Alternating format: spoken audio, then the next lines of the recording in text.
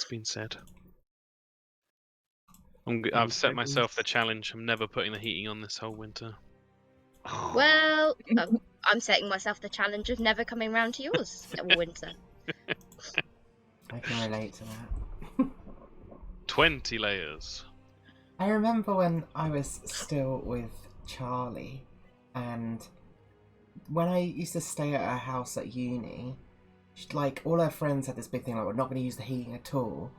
But then they'd, like, to spite each other, they'd be like, we're going to all get electric heaters so the other person doesn't know when using an actual heater, and then they use the electric, and then the electric meter was, like, massively over, like, budget in 1 month, and it was like, you're all stupid.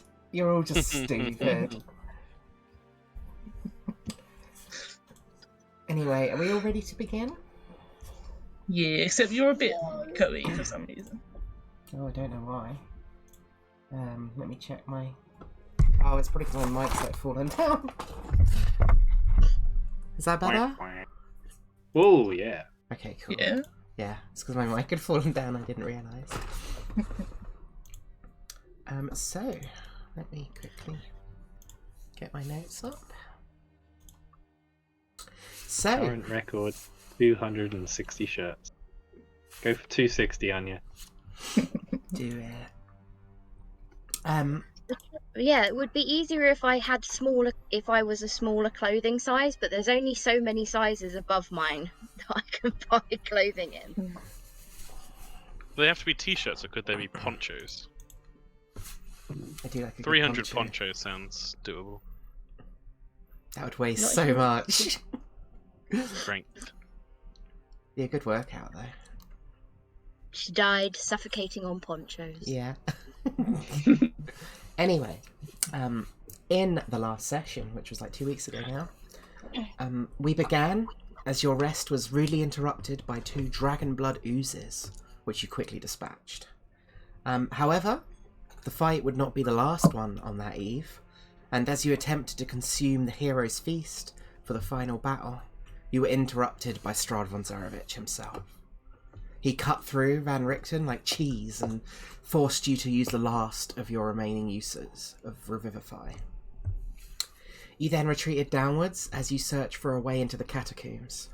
However, Farah and Meadhan were fortunate enough to trigger an unfortunate enough to trigger an elevator trap, and you were separated.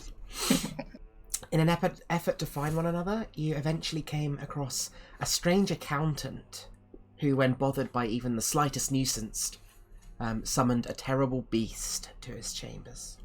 And we begin our session in combat, ready to start. So let me quickly make sure I can move you to the right map.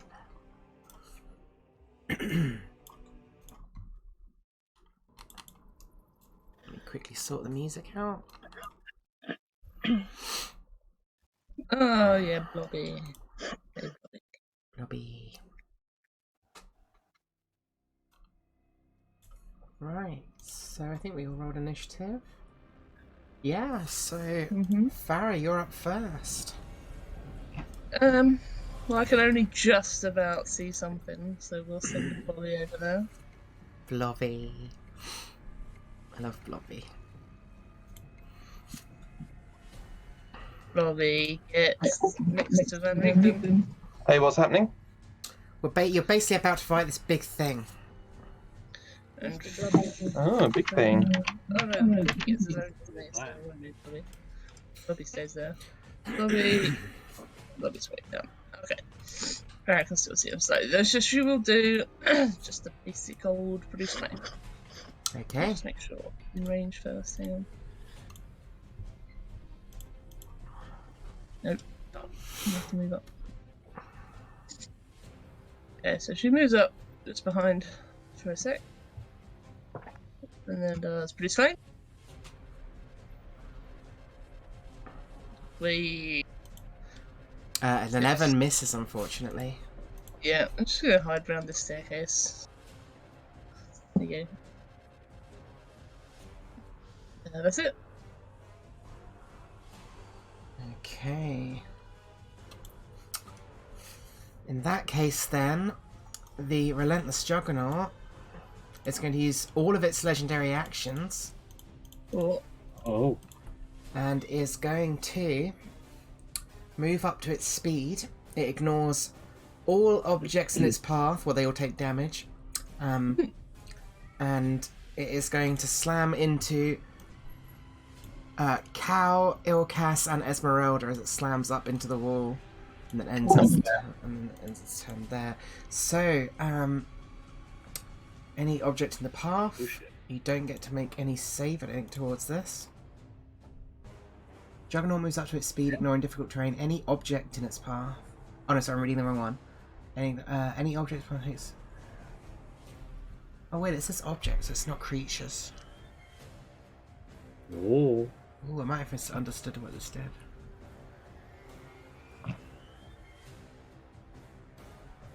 Okay, I misunderstood what this did. Instead, then... Okay, I said it would just be there still.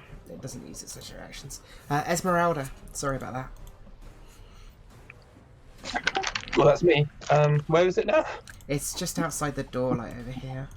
Oh. That's a bit... Can I see it? I guess not. You would be able to, yeah. I think Huh. so. Unless you've not got any light sources. Oh, there would be lights in here. Let me put one on. Yeah, it's a bit gloomy. Is that better? Yeah. Still kind of hard to see where it is, but you get the idea. It's blocking most of the door, so...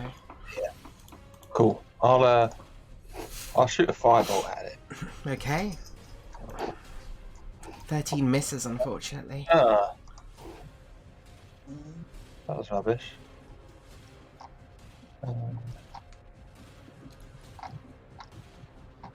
Shall I do another one? I think you can only do one with Firebolt. Yeah. I think you can do a bonus attack. As a bonus action, I think you can do a weapon attack. I think. I think I can do 2 firebolts. Oh, go for it then. Yeah, it just says attack twice whenever you take the attack action, which it is. I think it's a spell action, right? Might be wrong. Tom's the rules lawyer. Huh? George is wondering if he can do Firebolt twice. No, sir. No! No! I knew we shouldn't have asked Tom. But you Yeah, shut can up, make Tom. a weapon attack as a bonus action, as Natalie said. Well, I will... I don't want to... It's scaring me there. I don't want to know. Okay, up there. Throw something at it. Yeah, how many... Maybe I'll throw a hand attack. That'd be quite fun. Let me just check.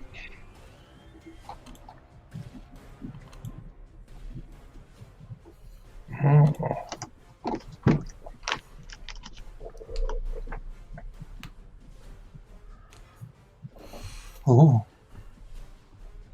I'm gonna throw oil flask at it. Yeah, let's do that. Oh, that wouldn't be an attack, would it? So it'd have to be. Damn it. Yeah, that would be like an action for that. Yeah.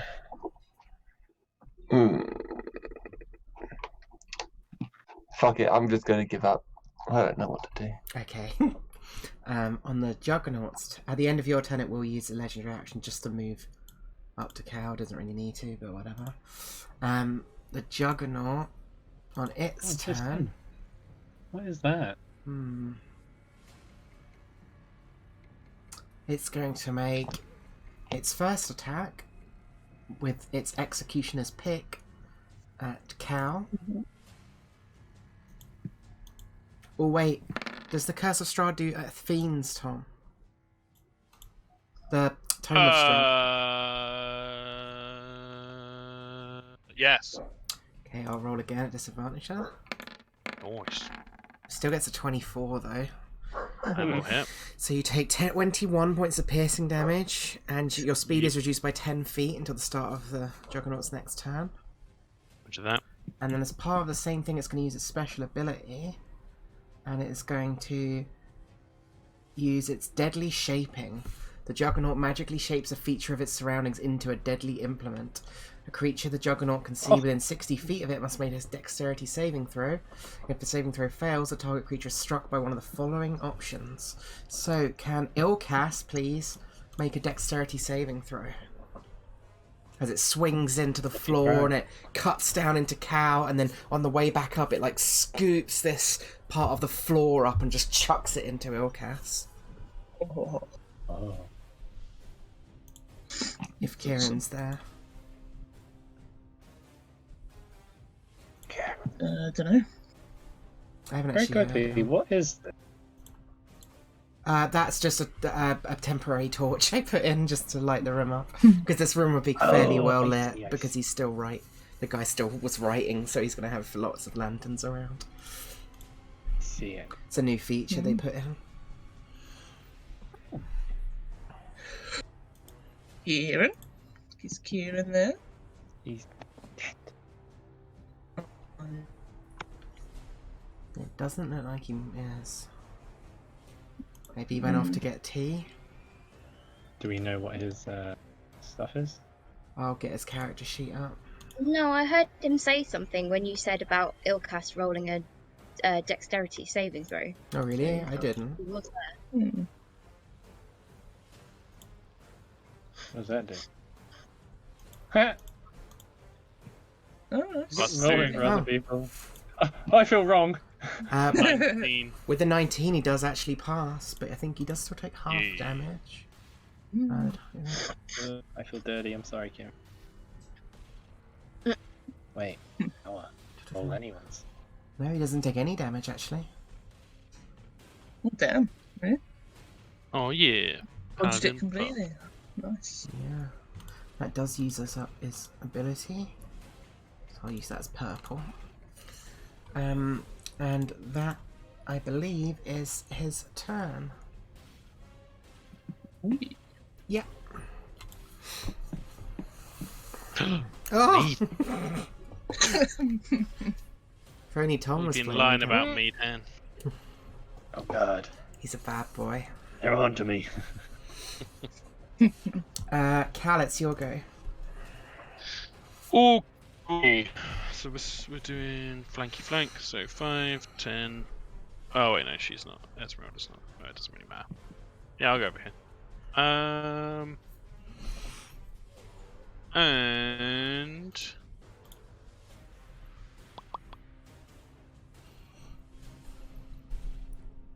still haven't revealed the sun sword, so it's just the short sword of wounding.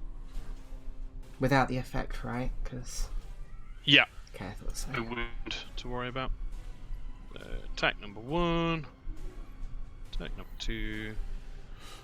Both miss. And the dancing scimitar. Oh yeah, Cal rolls. Yeah, That's me. Both the 16s like hit into him, but it just like bounces off his like flesh, which feels incredibly like tough and rough with against your hits, Cal. I mean, they're not bad rolls. No. She's got really Cool, good IC. Nigel, it's your go. But Nigel. Fuck him up, Nigel.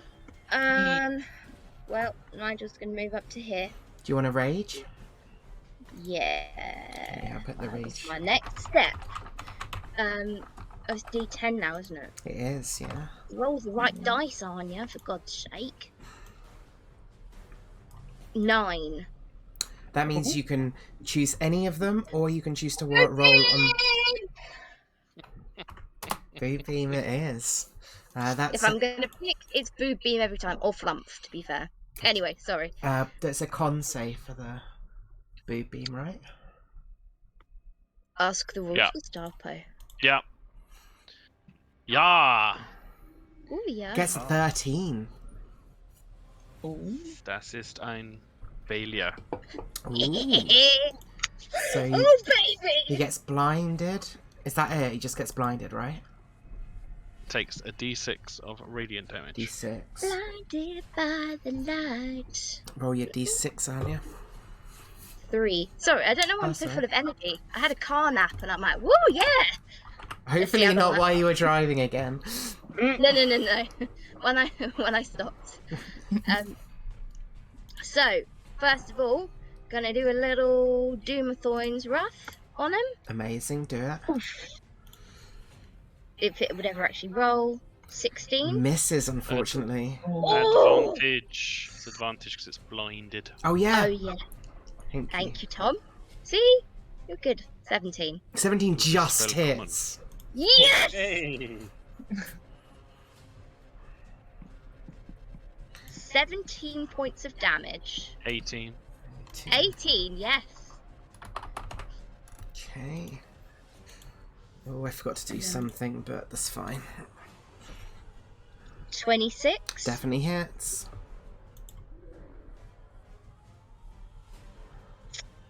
17. Jesus. I'm getting chunked. Just check He's a something. tanky boy. Yes. I Okey love being a doke. barbarian. Sorry, I'm gonna mute myself now No, before that's I drive. fine. Leaf Slipster does not fucking do anything. He's just sitting there trying to work. Meathead, it's your go. Whoa, this is going on. Oh my Yeah, he God. still just kind of looks over his shoulder and shrugs and starts going back to writing. Oh, I love it. That's great. I've got one idea, but I don't know if it's a good idea. It might be. Yeah, this thing's a bit scary. Actually, how's this thing looking? Do a medicine check. Or an insight.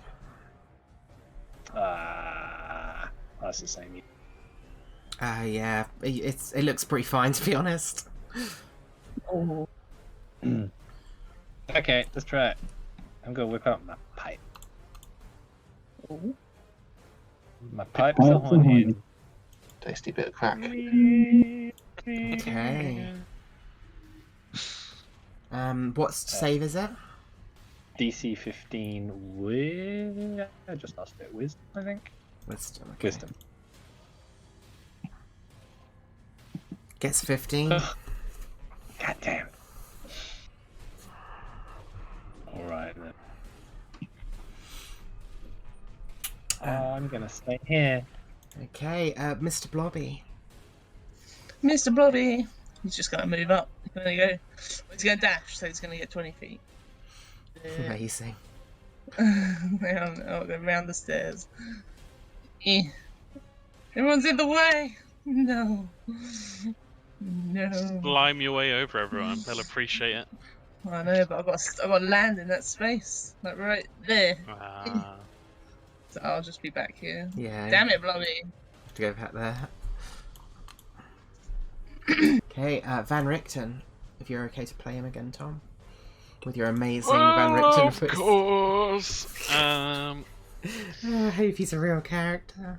5, 10. Get my Van Richten sheet up.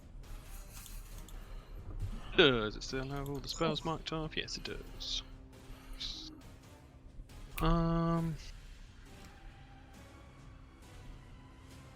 Nobody seems to be in particularly dire straits currently. And so we will do a level 1 guiding bolt. Ooh. Pew! 19 Okay. hits, 15 points of radiant damage. And he's going to shuffle into the corner. And he gets advantage on him in his next turn, which I'll do a little this on him. Let's do that. Okie doke. Ilkas, it's your go. If Kieran is now there.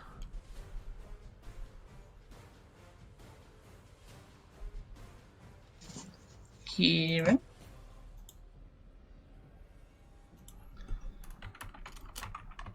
Mm-hmm. Maybe he fell asleep. Yeah, maybe.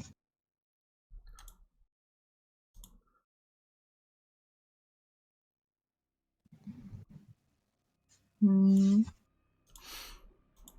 Well, Tom, you're playing another character. Oh, sweet! What's my Ilcast voice going to be? I'm going to kill them all! Let's do something. Ilka. Oh, he's here. There we go. He's just gonna wall of fire through here. Ooh. Okay. Remind me what that does?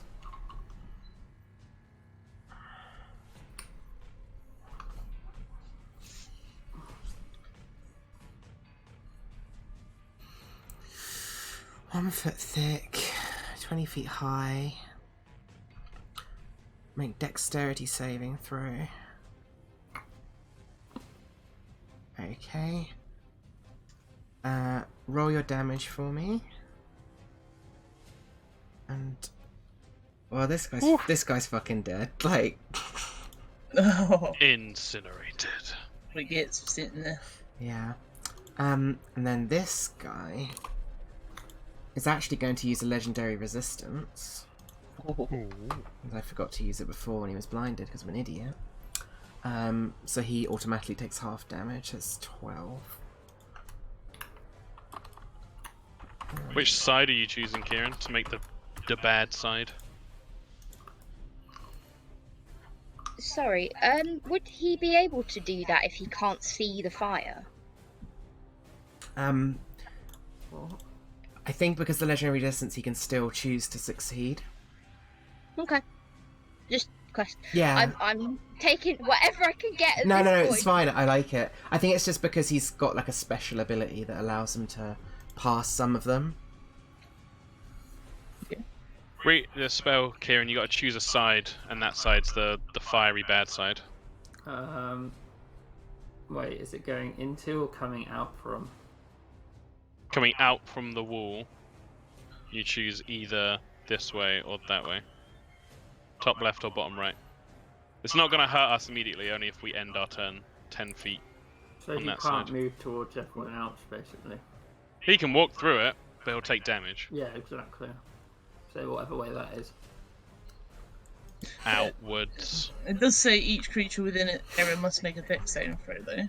So I think that's the wall itself initially. when the wall appears, Yeah. its area. Okay. Which is 1 foot, so this wasn't hitting them. Okay. Yeah, so anyone who ends its turn on that side. So if Cal or Nigel end their turn there, they will take damage. But I can't move. Because it's not my turn. It would be at But the if they end go of When your it turn. is your turn, Oh, if you end your turn. Sorry. Yeah. Yeah.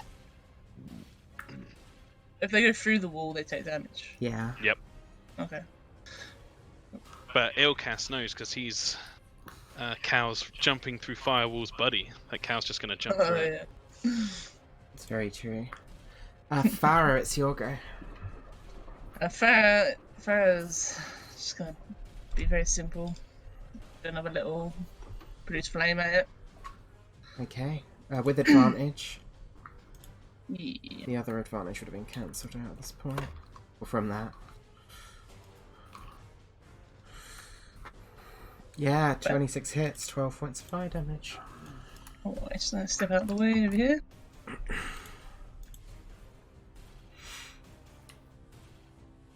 Esmeralda, it's your go. Oh yeah. Let's jump in and stab it. Okay. With advantage because of cow flanking. No. 24.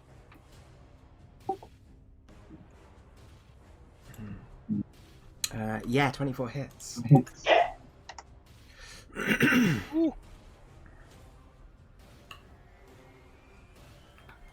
And good rolls. Yeah, 22, holy shit.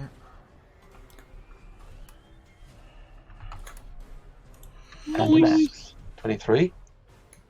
Yep, hits. Yeah. Had a 9. Very nice. Very nice. Yeah, it's very nice. At the Very start of its nice. turn, Cow, you can see it looks like its body is trying to heal, but something stops it almost. Okay. It is going to swing out at... I'm going to see if it gets ability back first. It's no longer blind, I think, right? Or is that until Nigel's turn? It's until Nigel's turn. Okay, so I'll see if it gets its ability back. No. So I'll put that back on there. Ability. It has an ability. There you go. It's going to make 2 attacks against Cow, I think. Disadvantage.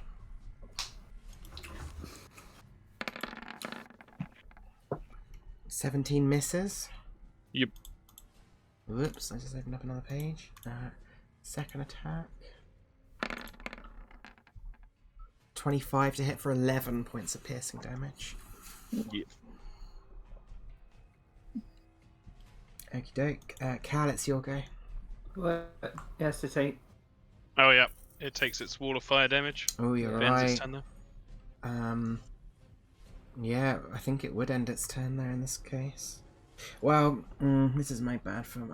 I'm so rusty, so forgive me. It probably would have used its legendary action to do the thing where it doesn't take any opportunity attacks. Cool. Wait, these are actually ignoring difficult terrain. I know it does take opportunity attacks, so yeah, it can't do that. So, God, that legendary action sucks. Instead, then it will try and step out to get like here. So, but it will take opportunity attacks from Cow and Nigel. Wall as well, right? What was that? It's already in the wall. Yeah, it's already in the Passing wall. through it, isn't it? Wait, what? You get We opportunity got opportunity. with advantage. No. Ash. Fucking internet lagging me out. Yeah, mine's not very Yep. good. No. Hold Really? on. I'm lagging out really bad. But the numbers I rolled on the dice were 6 and 9. 12 points of damage. My hospital. Okay, you almost said healing then. Huh? You were like 12 points of damage. No, for some reason.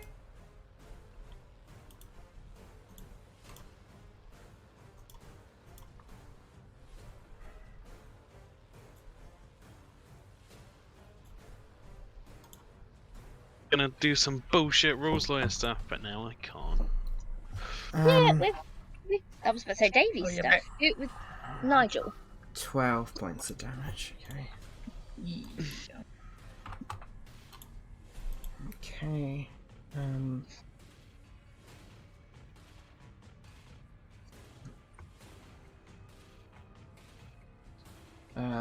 Cal, it's your go. My enemy has disappeared. And the wall's opaque, so I can't Misty Step. Which just leaves diving through it. Hey, it's come through the wall, right? It Yeah. has, Yeah, yeah. so Caster just dropped concentration. Oh, thanks very much. Sweet. And it's still blind. Let's see if I can actually hit.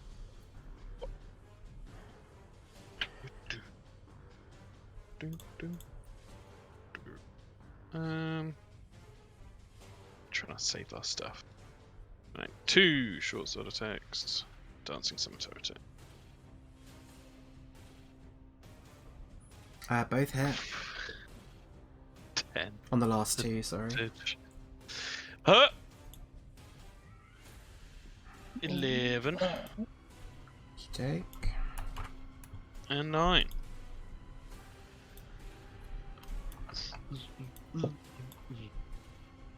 Nigel, it's your go.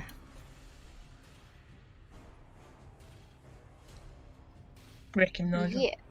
So, well. Now he it's has- not blind anymore. Yeah, Okay. he has to do the thing again. Okay. Con save.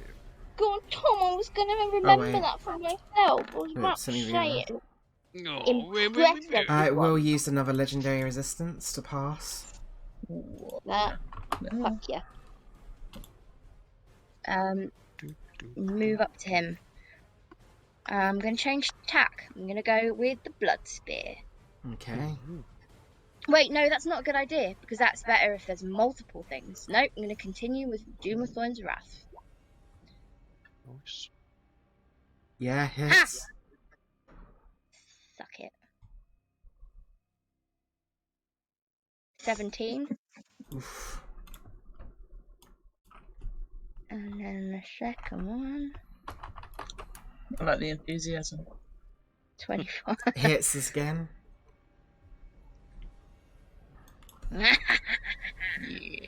Yeah. Nigel, how'd you kill this thing? Oh, Damn! good crap. I don't know. I just imagine him like hitting sideways into its head and its head just bursting. Aw. Oh man. And you see it crack onto the floor before Nigel. But we stay in initiative order for now. Shit. And Nigel just blows the end of Doom of Thorn's Wrath back. Love it. Meadhan, it's your go. Is it now? Well. Okay, well, dead, so wander on in.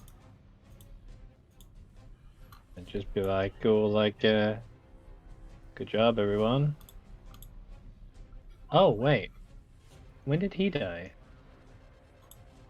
In the fire. Oh, wow. Yeah, we got pretty blasted. Can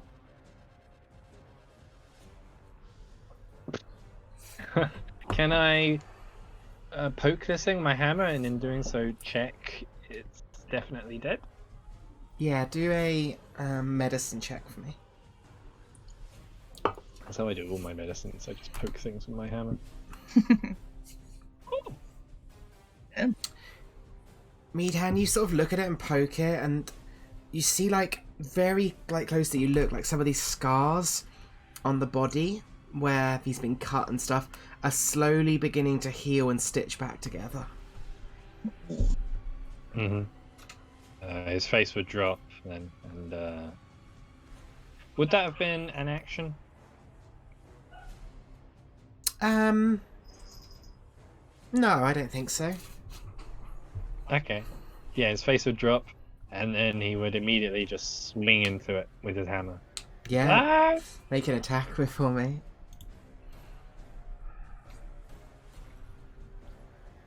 Would it be an advantage? Yeah, it would Am I be, yeah. flanking still? And it would be prone, so... And as he shouts, he's like, "It's not dead!" Yeah, and you hit him with a tune hammer, and you see, like, the wounds still are, like, quicker and quicker at healing back together. He did it again. He's just slamming this thing. Ah! Yeah, I'll say the same happens again. Like, you just see the wounds are still stitching back together, even with you hitting it and creating more as you go. Yeah, he's literally trying to, like, outpace the Yeah. healing. Like, just keep hitting it. Okay, Mr. Blobby. Mr. Blobby. You're Grimmest better. game of whack-a-mole ever. I love it. That's it. Okay, Blobby. Van Richten, So- it's your go. Could Van Richten do, seeing as he's like a monster hunter man, do some kind of check to see what this thing is, or Yeah, how do he a thinks we could stop this? nature check with advantage. Nature, just be intelligence with advantage. 20. Yeah, I think Van Richten would recognize this creature as some kind of fiendish juggernaut that designed from and summoned from the worst places in the hells to serve as like an undying servant, and usually he would know that it takes radiant damage to stop it from being able to heal, much like a troll but not with fire. Okay. Could he yeet a holy water flask at it? Yeah, he certainly could. Is that a dex? It should say on his Attack roll? character sheet, I think. under actions. Oh. Could you not just walk over? Does this thing count as an undead? No. Cool. Make a ranged attack against a target creature. You can... Throw anything, just. Yeah, so you just make a Splash. ranged attack roll. I'll just use Sword Cane. Hiya! 22. Yeah, it hits, and you see Meadhound before you as the holy water splashes on. It begins to sink through the wounds, and the wounds that you just sort of were stitching up as you're smashing into this thing over and over again start to stay, and they and you slowly but surely pummel this thing into a fine jam on the floor. And with that, I will end the combat. Ugh. What a fine Fucking jam. just flicks his hair back. It's like, Very I had it strong. under control. Yeah, he just looked around. You will see Meadhound like covered in like gore and blood. Oh, well. Hopefully we won't see another one of those. I wouldn't count on it. No. I can't on anything in here, Nigel, sadly. As- Farrell will go over to the desk and have a look, see what that guy was doing. As you get there, Cal, you see the body of this guy slowly begins to reanimate. God's sake. Nice. And he sits there and he just like all his wounds and his burns slowly like heal up towards you, and he kind of like turns and like his neck kind of clicks where it like broke where he fell from the seat, and like he like pulls himself back up into the seat and he's just like, "Can I get back to work now?" No. I would pull out a stake, I guess, Mm-hmm. and kind of clutch or place his other hand on one of the symbols of Elistray on his armor. And he'd say, "Only if you can give me a reason to let you live." He looks at you and he just says, "Good luck trying to make me die. You're not the first."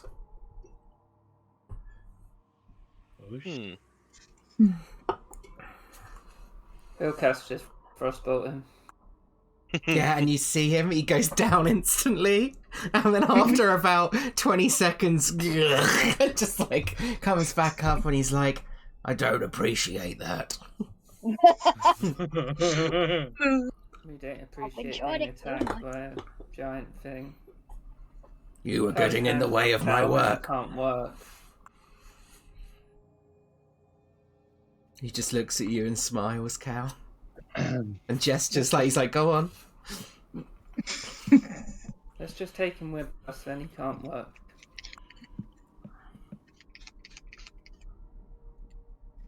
I'd rather not drag him around, honestly. Hom's There- curious, but I don't think Cal's into torturing people.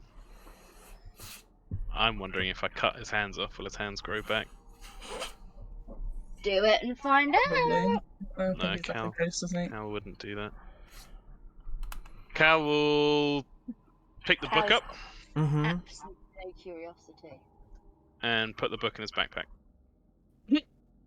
Yeah, he sort of shrugs and he's just like, "Oh, I'll start again," and gets down, and you see him like reach down with like a quill and stuff, and he sort of magically summons another bit of paper from this like burnt pile in the floor, and then picks it up and just puts it back on the desk and starts scribbling again.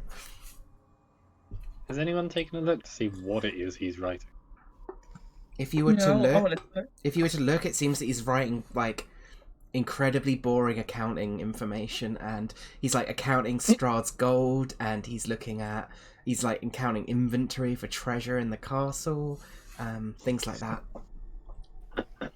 It's like you've got some amendments to make. Like old taxes and stuff, like from you see like taxes from like that are massively outdated, and then there's like a massive like gap, and then like with Valaki, and then more recently there's like more taxes coming in again. Fair enough. Is this door open? It is open, yeah. I peer around inside without going in. Yes, of course. Very quickly. Map 4. Okay. I was just wondering if this was. Oh, a chest. Let me check actually. Didn't even see that. It is there. I just need to check what is actually in there.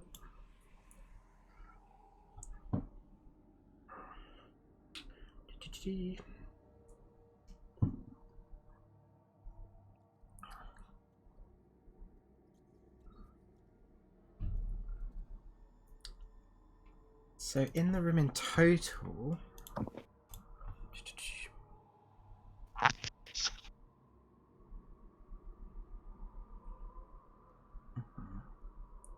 there are actually 4 chests in total, Meadhan.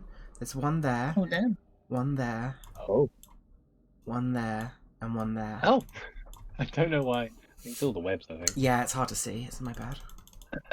Well,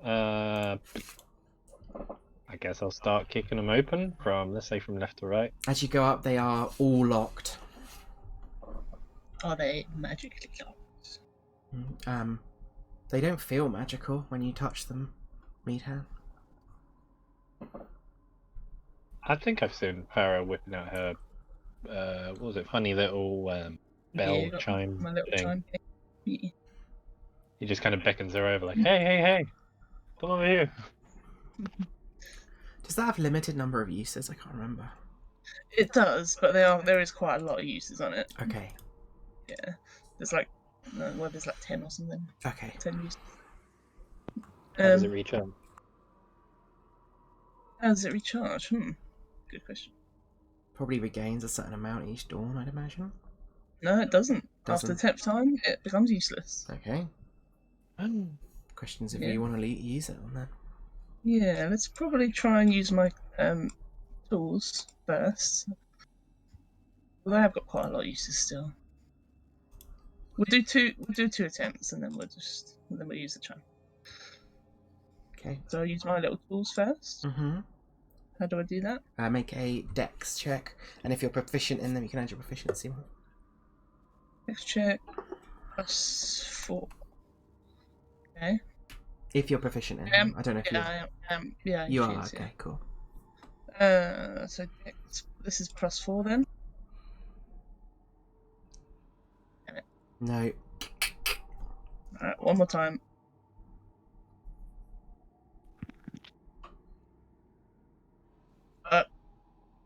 Okay, let's just use the chime. With that, they break the thieves' tools. Oh, what? Mm-hmm. fair enough. They snap as you get Well, the actual one. now all we have is the chime. Let's just use the chime. Fuck it. Okay, if in that one, if you were to unlock it with a thing, inside Meadhan, you really look down as you see there's thousands upon thousands of copper pieces in this large chest. Okay. Alright. If I give this second one a shove to try and hear anything inside moving about? Yeah, you can do it, but do a perception check for me as well. Okay. Bonk.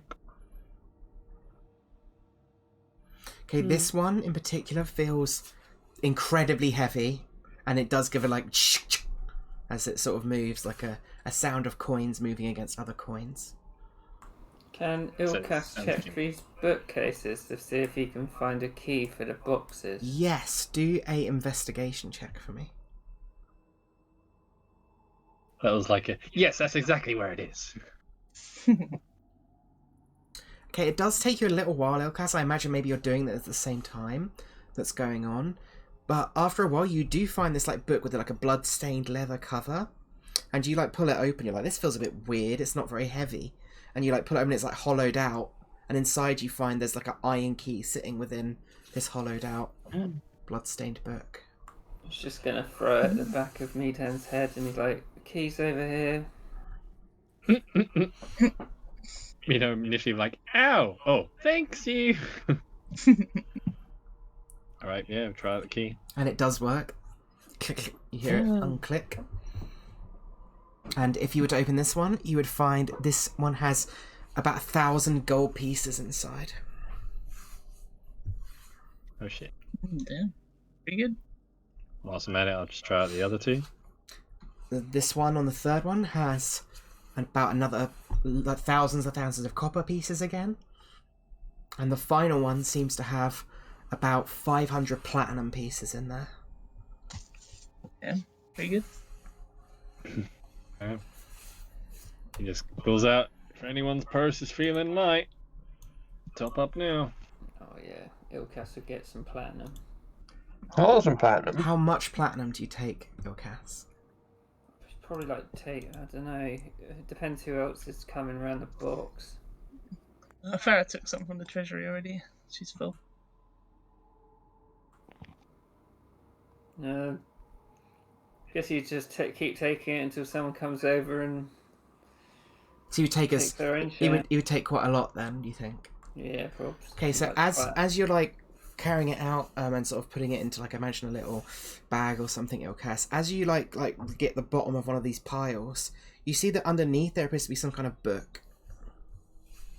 You pick the book up then. Yeah, you'd have to move some of the coins out of the way, but that wouldn't be an issue, obviously. And you find a book that looks like... I'll put it in the Discord chat. Oh, I can't put it in because it's got the fucking thing attached to it. I'll show you afterwards. But you find a book that feels like quite magical. And it's got, on the front, it's got it's got like 4 gems in each, it's got a gem in each corner. It's got like, sort of strange like patterns above it. It's got like this like gold filigree kind of, like iconography in the center, which kind of comes together to look like a, let me see if I can print screen it. I'm terrible at describing objects. It's a damn fancy book. Yeah, it's very fancy. Is it the book equivalent of Ilkas's crown, or whatever it was he's wearing? I mean, it's not a million miles off. In terms, it's not quite as fancy though.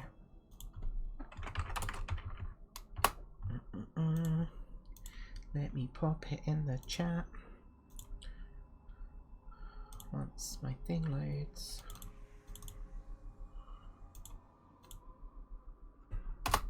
Looks like that. Ooh. That thing looks like the thing Da Vinci did. Mm. I guess he'd look for a title. If you were to open it, you would see on the inside it says the Manual of Bodily Health. Cool. Do an arcane check to see. Arcana check to see if you recognise that, Ilkas. Holy shit, you got an Is natural it 20. also by Dan Brown? Yeah, I'll reveal the thing to you. So Ilkas, you know this book contains health and diet tips, and its words are charged with magic. If you spend 48 hours over a period of 6 days or fewer studying the book's contents and practicing its guidelines, your constitution score increases by 2, as does your maximum for that score. Very nice. Manual. But too bad I don't eat, and he just dumped the book on the table.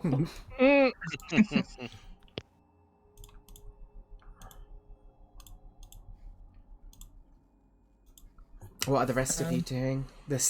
You see the accountant sitting there, Cal, and he's just writing stuff, and he occasionally kind of looks over at you if you're looking at him at all. Or... Yeah, Cal's just kind of, I guess the word, not examining, but just kind of watching him and just thinking about what strange insular world Strahd's built for himself here. Yeah, very much so. Yeah. Farah would look at the book that Ilkas has dumped down. You should say, "What do you mean? Don't eat? You wouldn't eat? Even try and eat this? Wait, The book. Right tips? I wouldn't eat the book. I'm not the book. The recipes inside.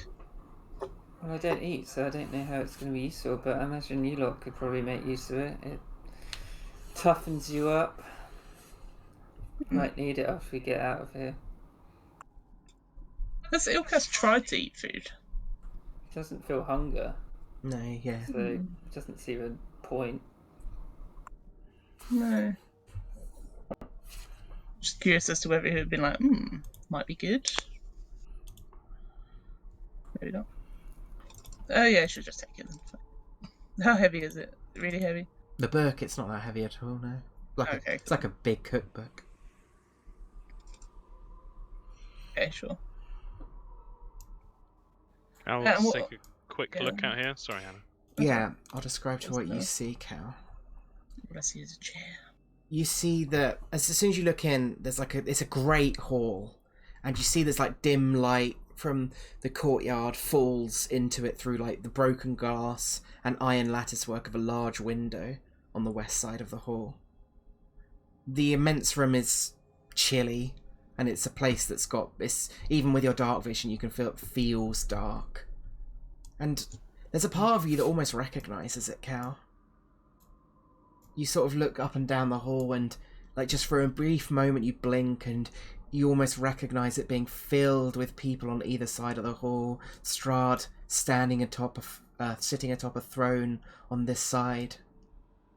The two stairs on either side, and you sort of just visualize for a second a number of soldiers accompanying Strahd's brother Sergei as he marches his way up towards the throne.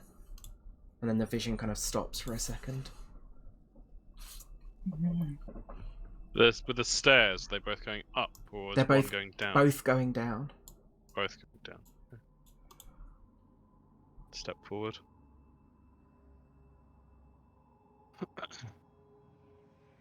We're still trying to find a way to the tomb, right? Mm-hmm. You would see that there's a set of double doors into the wall over here, across from this broken window.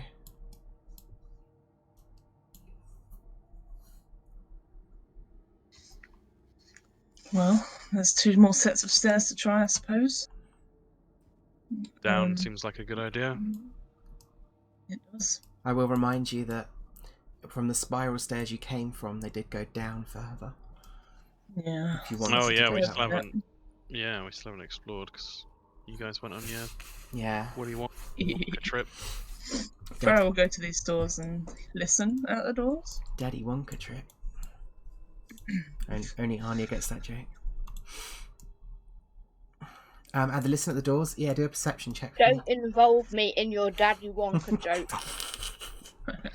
Oh, Shamalama Ding Dong guy, yeah. With guidance. Oh, I pressed the button. Did it work? It's not rolled, but might be lagging.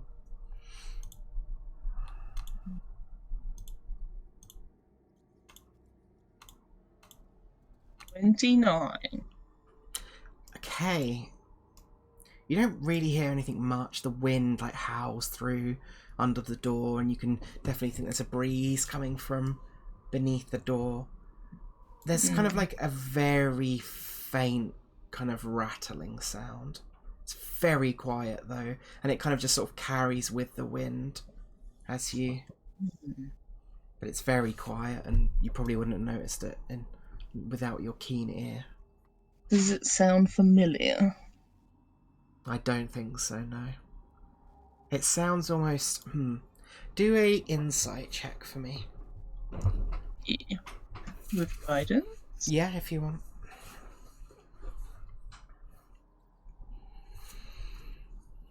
Okay. You kind of get a weird flashback, Farrah. Mm-hmm. Can you do a quick wisdom saving throw for me? Oh shit. Okay. I'll do that with guidance. No, you won't. Doesn't work on saving throws, I don't think. Wisdom saving for you. Yeah, please.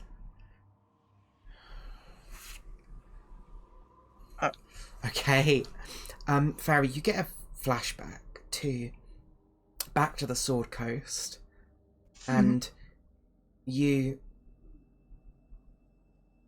look back and you think of a time where you remember the gallows upon which Danish stood, where those decided to execute him via hanging, and you were powerless to stop them. You never looked. You were too scared. But as you glanced away, you heard the drop of the rope and and then the brief hanging of the rope, and you realise that is exactly the sound you are hearing from beyond the store. Oh fuck.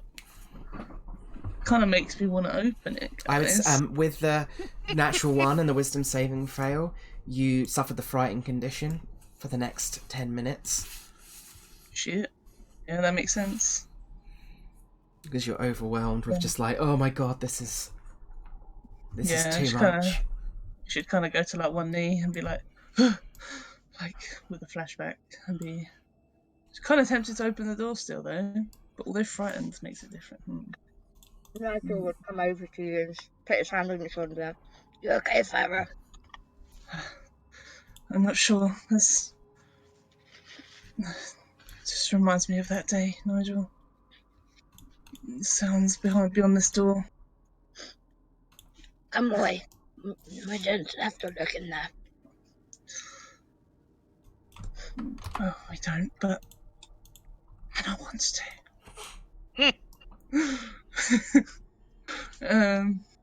Yeah, I think because she's frightened, she probably won't look in. Mm-hmm. Yeah, but I kind of want to open the door too. Yeah. Oh, me too. Hannah, we are the worst kind of I know. DMs. I know. How have we survived? How are we the only 2 surviving ones? Jesus. Because you're a moon druid and a barbarian. That's how. Yeah. Yeah, I like to if think Pitch it's had gone one- through those doors, he would probably be fucked. Damn. Okay, right. Can you tell us what's behind the doors, please?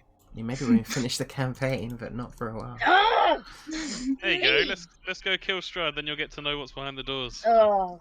Alright, yeah, alright. Yeah, just because she's frightened, I'm not going to open the door. However, Natalie, if I was not frightened, I would have slammed open the doors, just so you know. Okay. Sure, nothing bad have happened. Need you to know that. Hannah, you are my kind of woman.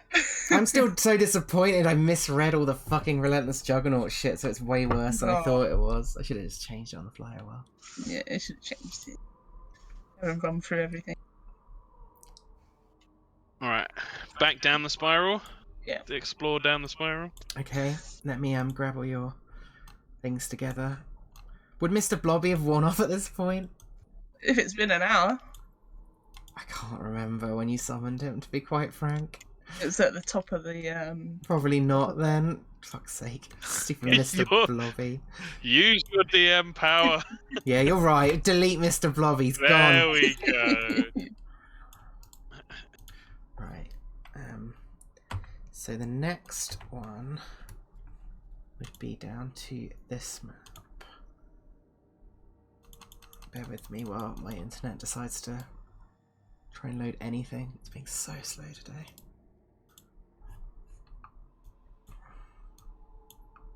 You're summoning shit in campaign 2. Yeah, You summon stuff, it's gonna get the fucking Charizard from Pokemon rule. It's gonna obey you half the time. yes, love it. oh. Wee! I hate summoning shit. It's too much shit on the screen. I can't do it. Fun. Oh, It's great, Tom. but I hate it. Yeah, it's super cool, but it's not fun as the DM. Tom, can Hunker Munker be able to summon stuff? He can summon finger golems. There you go. I'm gonna make him a druid. So the next point down, you'd reach this floor. Once again, you'd hear the organ music coming from beyond here. Nope. So can carry on down further? Yep. Okey-doke. Yeah. So the next point you'd reach, I want to take you to each point just in case you want to stop anywhere, obviously. Cool. I don't want to, so just so you can remember. Just so you can tempt the curious people. Exactly, yeah. The next point you would reach would be here, which is where the elevator went upwards, and beyond you recognize it as the where Cyrus Bellevue was. So this is where we started. Yes. Down we go. Okay. Cal would like to use dancing lights to maintain like a 20-foot, 30-foot radius of light in front of the groupers, and he'll take the lead as well, Okay. Just quickly check something. just in case we're getting bopped.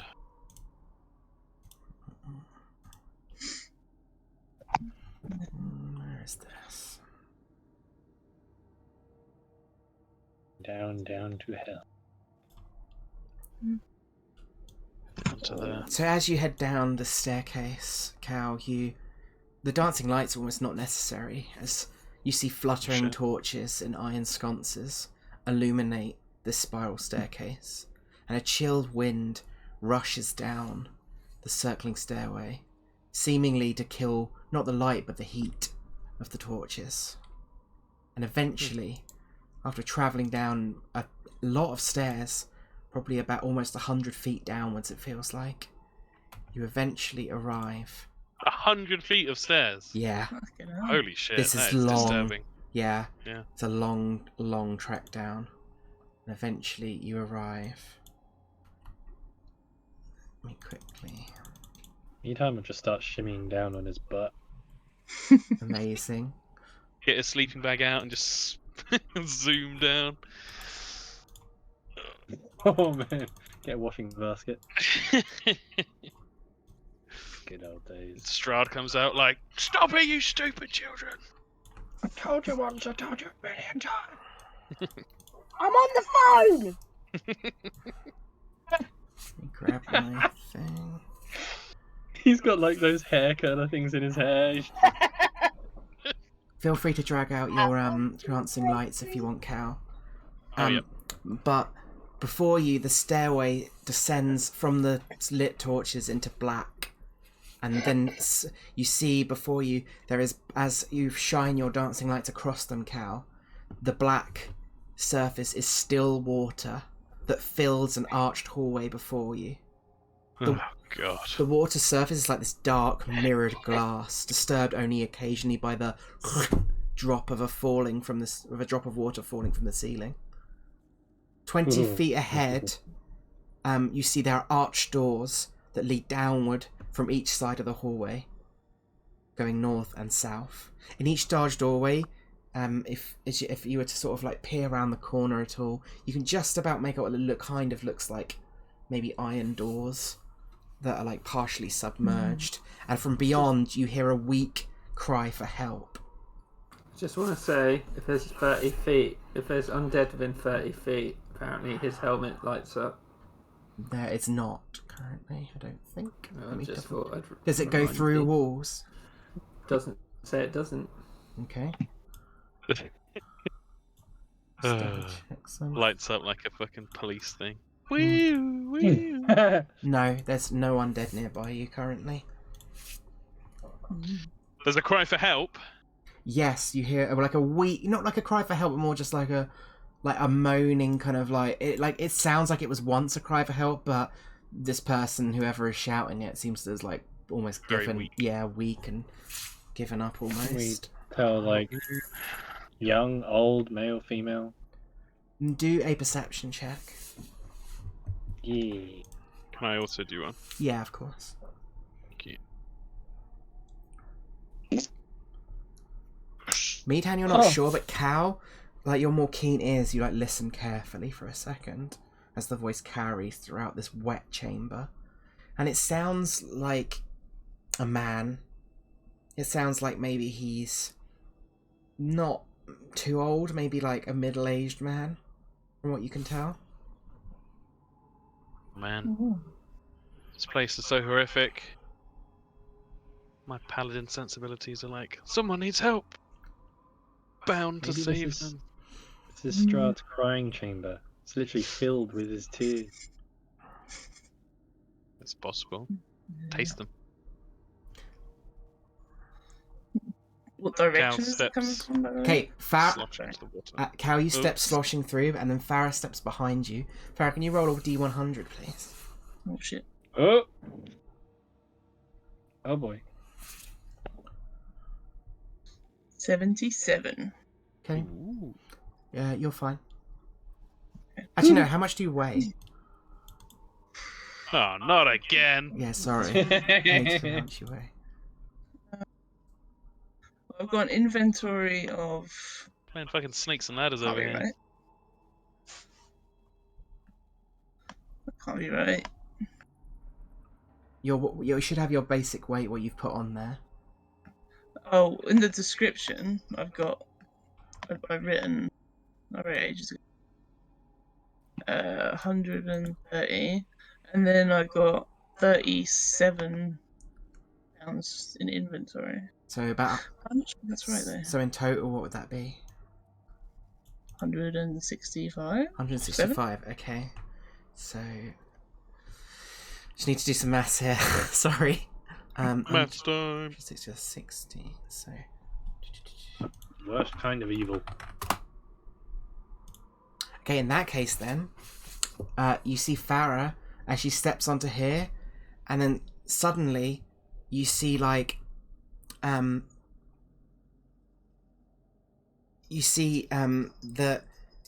there's like an explosion of air and water that fly up around Farah, and then it's like, and then suddenly she just falls from sight. Oh, Farah, you end up. Let me just quickly check. oh shit. What to see on this map? Hold on. She's being flushed. Flush down toilet. Oh. Oh, I love that. Flushed away. Yeah. Is Into a that rat that now. one? Okay. Yeah, Farah, you end up. Boom, here. In the darkness. Oh. That's fine. I can see a little bit. Let me quickly check something. Sorry, there's a lot to this part of the fucking thing. Awesome. Yeah. Nice. Okay, so as you like into this, you'd like Farah, like after a few minutes, or for a few seconds almost, you just like underwater, and then you just like end up, and you're just in this cell, and the sound you could hear is louder now. You hear the Uh-oh. Stand up. You can. And with your I look dark vision, around. you look in front of you, and there's like latticed bars in front of you. Shit. So can I not see any further than this? No, there's walls to your side, like solid stone walls. But if I step here, I can't see anything. No, I see nothing. you can hardly see. Across from you, you might be able to see something. Let me just check. Do a perception check for me. Can I use guidance? Yes, you can, yeah.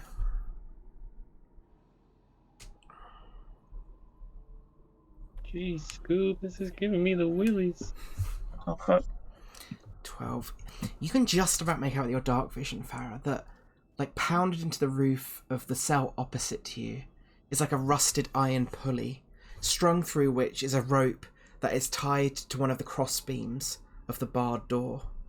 Dangling upside down from the pulley is a man, flabby and stout of build, in tight-fitting leather armour. From what you can tell, the source of the voice is not coming from him, and he's just hanging there motionless, kind of swaying back and forth. Well, that's creepy. You can see that his boots are bound, like with rope, just below the pulley, and his fleshy hands are tied behind his back, and his head appears to be like underwater. And apart from like just the rocking slowly, he's not moving. All I can see, just that guy swaying in the water. Mm-hmm. And just hear that the sound of someone calling for help beyond. But for the meantime, we'll cut back to everyone else's reaction. So, Cal, you just step forward and suddenly there's been like a massive explosion of water behind you. Like, what the fuck? Yeah, he'd spin around. Do a quick head count, I guess. See Farah's not there. And just say, what happened? She's gone. Where? Kind of shrugs. Does air motion with his hands. Howard cool out. Just call out Farah's name. Don't you have a crap load of lights going? Yeah, I got my lights. Mm-hmm. What would they be like under Farah the here? Yes, you would. You hear Cal's voice, and then you hear the voice calling for help. Suddenly, like sort of perks up and is like, "Help! Help! Help! Someone there!" Farah would reply, loudly, like, "I'm here, Cal. I don't know where I am though. In some cage." You can hear the sounds Sure, coming you from the should. same direction. It's coming this direction, Cal. It's the same Okay. direction as the other voice that's shouting help as well. I Fair. am gonna do Steph's big brain maneuver though, and try and lower my dancing lights under the water to see if I can see the floor. Yeah, as you look under the floor, like, it doesn't look like there's anything, but do an investigation check for me. I mean, is all of this water at least like rushing toward a certain point? No. As soon as Farah was gone, it's like, and it's just still again. Oh, what? Yeah. Ooh. Ooh. 11. Yeah, you can't see anything on the floor, Cal. Okay. With that in mind, then he'd just start moving towards the sound of Farah's voice. So I'd step here. Okay, so as you step there, can you tell me how much you weigh, and then roll a d100 for me? More than Farah. I need to know exactly, So just to work out the percentage. You get filtered to a particular place. Yeah, inventory's already 134. And then I Okay. imagine Cal being a fairly decent build. No, not huge. 150, 180. I'm not good with pounds.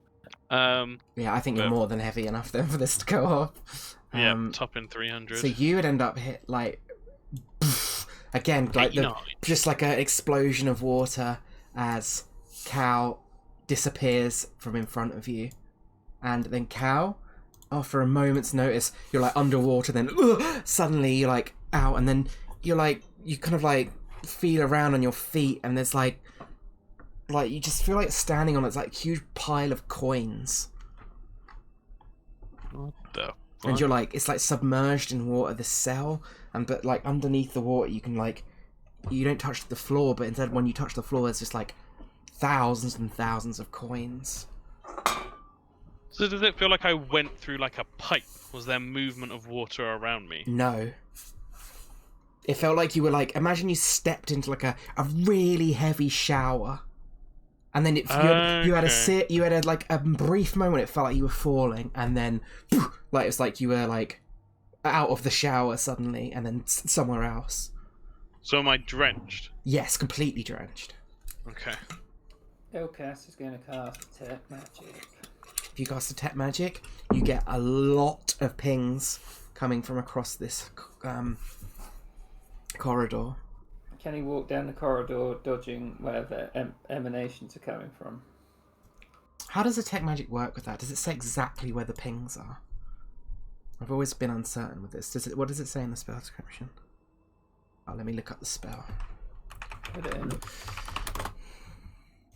I think it just came up with a wand rather than the spell itself. For the duration you sense the presence of magic within 30 feet. If you sense magic in this way, you can use your action to see a faint aura. Yeah, so you can, yeah. So yeah, I will just reveal to you then, Ilkas, where you see these things. Ignore the, oh, hold on, I'll move this one out of the way, because that doesn't need to be there. Like there, ignore the numbers on them, they're just for me. Yeah. You'd,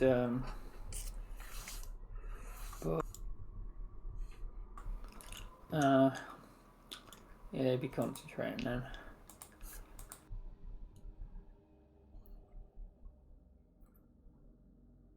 You'd be like, don't just follow the steps I take, there's traps everywhere.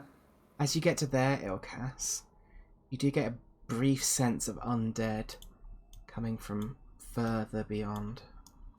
As the helmet begins to light up. Okay. Oh, these go out because they're too far away from me. What do these doors look like? They look like partially submerged iron doors. Right. Al would have been calling out during this time, but it's not anything that needs a conversation. You just hear his voice Yeah, and you can hear shouting him out like, "Watch your step." coming from this way, Ilkas. What's that? Is Al swimming right now? No, he's like partially submerged in water, and it's like under his feet. It feels like he's standing on like thousands of coins. Got my very own dragon sword. Does anyone know how to open doors? I'm just going to go over and see if it's locked. It doesn't appear to be locked, but because the water is like partially submerged, it feels like it's going to be pretty hard to open. Like they're really heavy iron doors. He's going to freeze it. Oh. Interesting. Okay. And then he's going to be like, Meadhand Nigel, can you smash through it? Oh, I actually love this idea. Yeah, so if Meadhand and Nigel were to follow his path, how do I want to do this? He would be constantly freezing the stuff they dig out so it doesn't turn into water as well. I think Meadhan or Nigel make an attack roll against this, but you can add on top of that, onto the damage roll, you can add Ilkas's damage roll of his whatever spell you would do with that. Oh! Nice. So like Ray of Frost, if you want to roll your Ray of Frost damage, Kieran. 8 damage. Yeah, and with that, it is enough as Ilkas manages to freeze this door enough, and then Meadhand swings in and just shatters it as the iron goes flying down, and there's a cracking sound as the door falls down. That's and cool. I will undo the door in front of you. I'm over here. Farah's going to try and whisper to the other character, saying, help. He's just shouting help, like, help! Help! Detect magic's still on. Let me just double check if you would get anything from this room. Not there. Not there.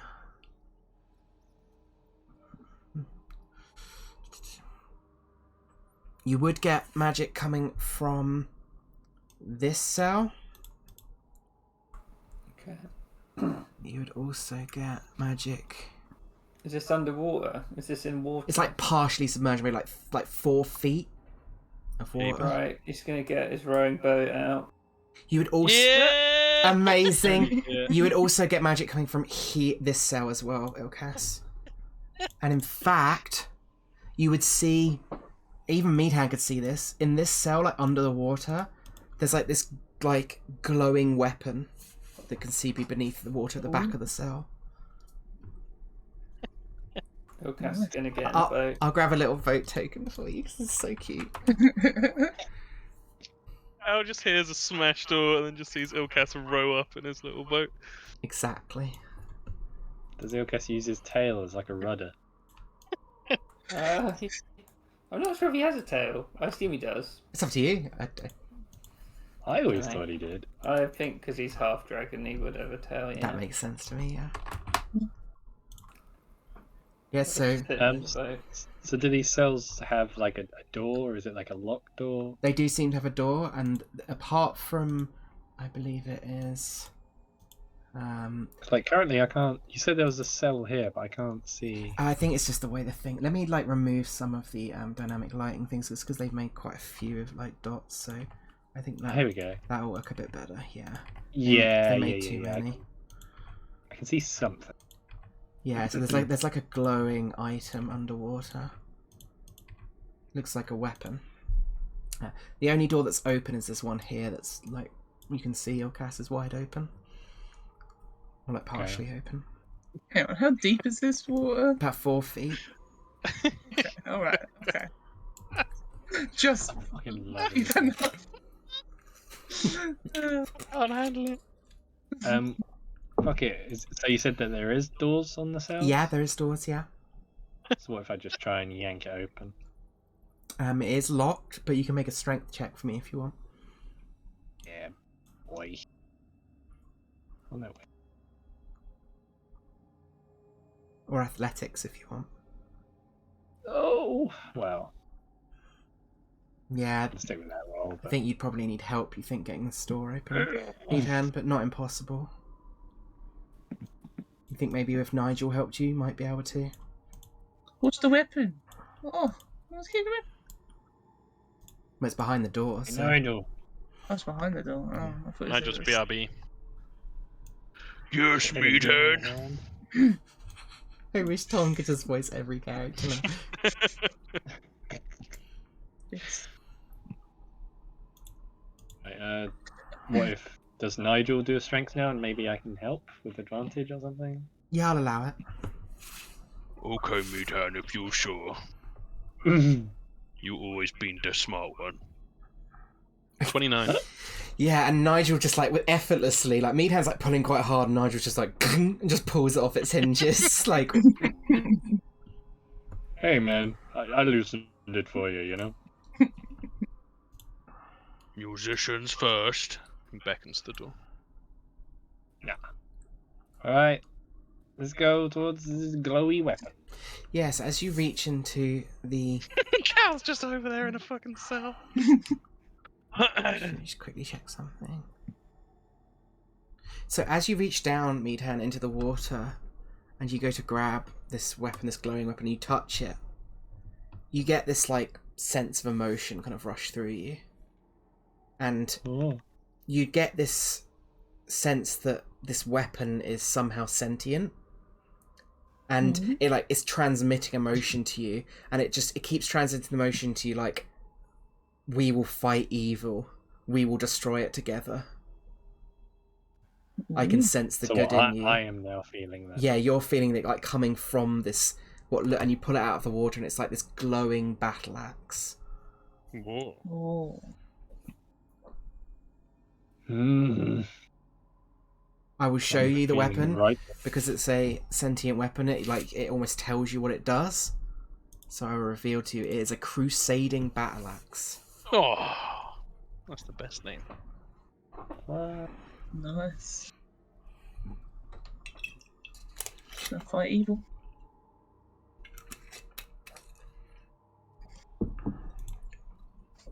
I am not sure if it'll be on D2 Beyond yet.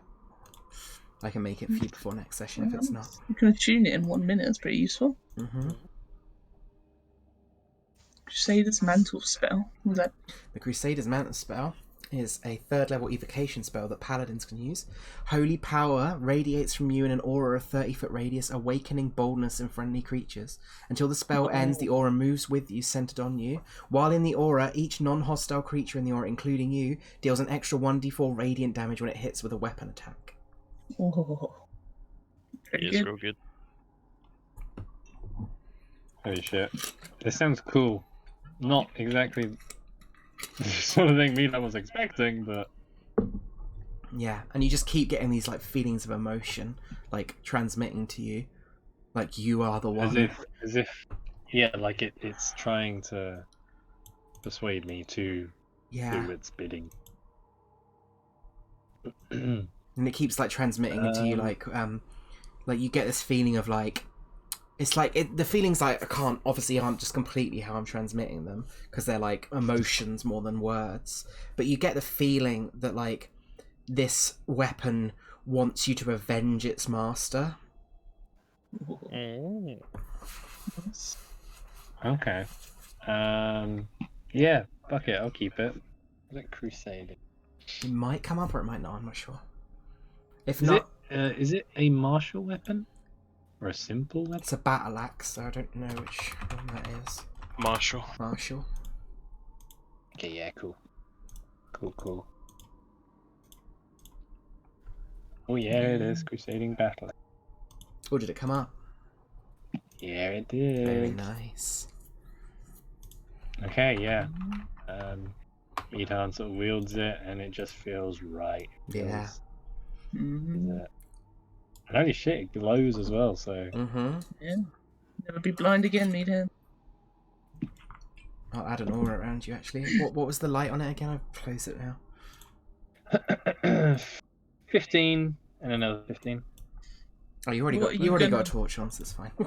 What are you gonna If it's- unattune though? Yeah, because it says it only takes a minute to achieve. So... Did Meathead sit on the boat for a minute before getting Cal out? Yeah, what was the last thing you remember, Anya? BRB Huh? for a little bit. What was the last thing you Um, remember? Farah fell through the floor. Okay, that happened to Cal as well, as he heard Farah calling out and started to move. And then Oops. Ilkas did the smart thing and used his wand of magic detection so he could see the things on the floor. That's what the red markings on the floor are.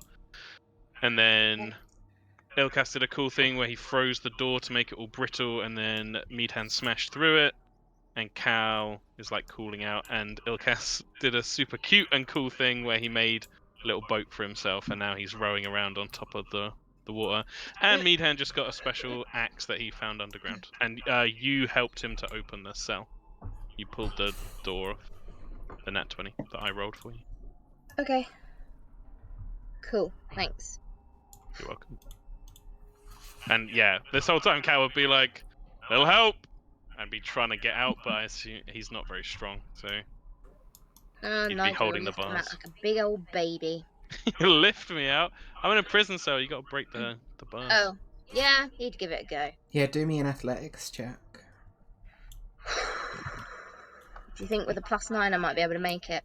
Maybe. I think you're setting yourself up for failure by saying that. Yeah. Oh, but I don't think I... Oh, yeah, I No, thought that too. Nigel easily pulls the door open. And... boom. Yeah, Cal would. Thank you, Nigel. I'm in this direction, guys. You can hear can Farah sort of in the hear them from a while distance. away. Yeah. Nigel would just go walking away like... And he'd be like, nah, I'm kidding. And come and try and like break you out. Well, it would be on the other side of the hallway, which you haven't explored yet, so... Yeah, we haven't seen her yet. That's fair. But we Okay, do know maybe the we'll- direction of her voice, so you can definitely head off. Nah, Cal would see the I boat don't want to die. and be like, "Permission to come aboard, Captain." He'd be like, okay, first mate. Yeah! Living the best life. It's Dreyfus! Ilkas yeah. would be like, I didn't think. Well, if we all die in here, at least I wanted to say I went on a boat before I died. So I guess now this counts. Not only went on a boat, but owned your own boat. Not many people can claim that. I'll take it to the Lake Balatok if we get out of here. Sounds good. Yeah. With your permission, and Cal would take over the rowing. Yeah, it'd sit back. I will say, Ilkas, you do remember there's one more ping of your detect magic that goes off here if you wanted to explore it. Nah. That's fine. Got a boat, what else do you need? For a minute, attuning. It's like, Okay. Well, I am the great Crusader. Exactly. maybe if you dare... Oh, wait, hold on, let me sort this out quickly.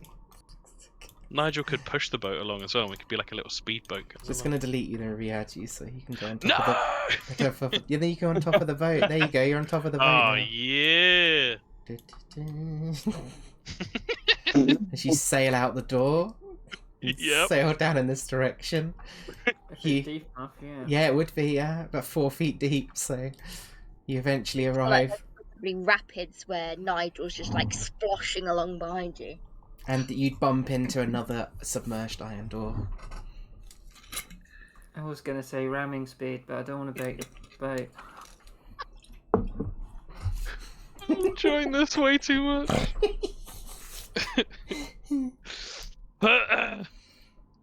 No, I think perhaps one of the proven paragons of strength might need to do this. Is this door evil?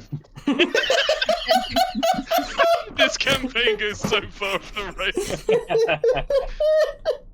Need to get Van Richten involved as well. Did you say weevil? God, someone open the door. Save Farah.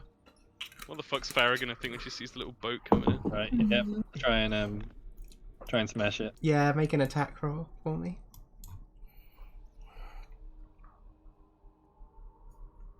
Or you can try and like push it if you want, if you prefer. Yeah. Definitely And hits. that does it. It does damage it slightly, but it's not enough to open it. Ah! Why Another didn't hit. use your new battle axe? I might dent it. This is like a solid door. Poor Tune Hammer. Hits in again. Completely It's forgotten. definitely like crumpled down a lot now. See if you break the tune hammer. Oh, is that how it's looking? Does it sort of? Not yet. You Feel know, like- you haven't rolled that badly yet. Oh, I'm scared. Oh no, actually, it's not so bad. It's not enough to even like. It's not powerful enough to do any damage. It's tired. Where's Nigel? Nigel, please. I'm not getting out the boat. No, me turn, big strong man. You're the one who opened all the cells. I know, but you remember? I have nothing but being strong. And he'd give it a go. Yeah, make a weapon attack against the dwarf. It's so stupid. I can hear you guys. It's wet in here. Remember which side your bread buttered. That's why. Definitely hits, Nigel. Roll your damage. And with that, Nigel carves the door off of its hinges, and you manage to. He'd like turn around and give a little bow. Yeah, I weakened it for you. The sounds of help are just getting louder and louder now at the back of this chamber. It's like, help! Help! Let me out! Thank you, Nigel. Cal would row forward. Nigel would just go and put his nose up in the air at you. Cal's having too much fun with the boat to care. No, I think you mean Tom's having too much fun with the boat to care. True. I can imagine Cal enjoying the boat too. There's not many boats in Benzo. So, Farry, you just hear the door slam open and a little boat sail on top of the water with Cal and Ilkis. Oh, well, I wasn't What expecting seems to that. be the trouble?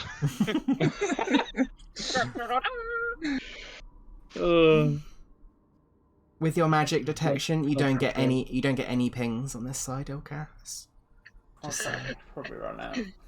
Where's the sound of help though? Is that further on? Yeah, like down here.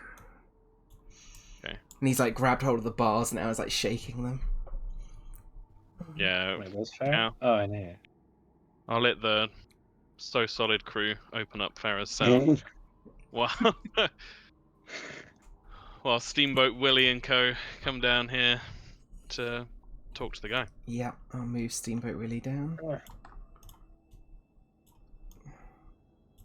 I don't know. Me down. Screwed up the boat. There we go.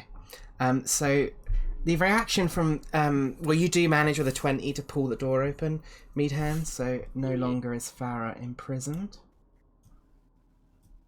Thank you, Meadhan. And the sight is quite strange for this man as he sees a drow and a dragonborn suddenly just off on the boat, and he's kind of like, he just looks at you and blinks really heavily like 3 times, and he's like, "Oh no, it finally happened." And he, and he sits down and just like looks down at the floor and is just sitting down. You can hear, his skin looks like incredibly pale and like he's shivering and his teeth are chattering because it's very cold in this water, and he is completely soaked like head to toe. His skin looks kind of like, you know, when you've been in the bath too long. Oh man. Oh man, it only takes 3 days for your skin to start coming off in seawater. That is disgusting. Nice. Yeah, USS Indianapolis. What's the thing on Ilkas's head doing? Is it lighting up? Nope, not at all. It's gone now. Like, yeah, it's completely stopped lighting up now. Not too far away, I think. Yeah, definitely.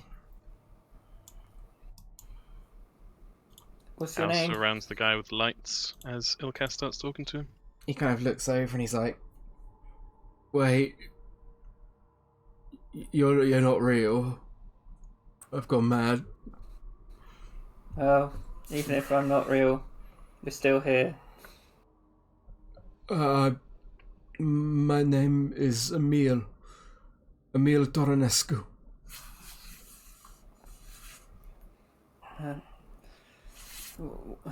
Is there a reason that you're down here? Other than Strahd in general? He locked me down there. Please help me if you're real. Please rescue me, I will help you. I need to get me out of here. I am good as dead. Are you with the Vistani? He looks at you and he, let me just think.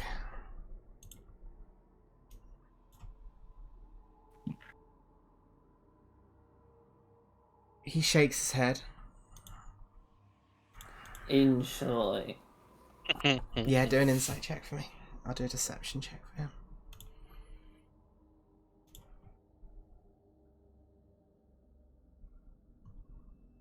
Oh, well, you got a natural 20. I'll roll for him anyway, just see what happens. It's an amazing charisma modifier. You telling the truth? Where are you from then? I am from near Kresk.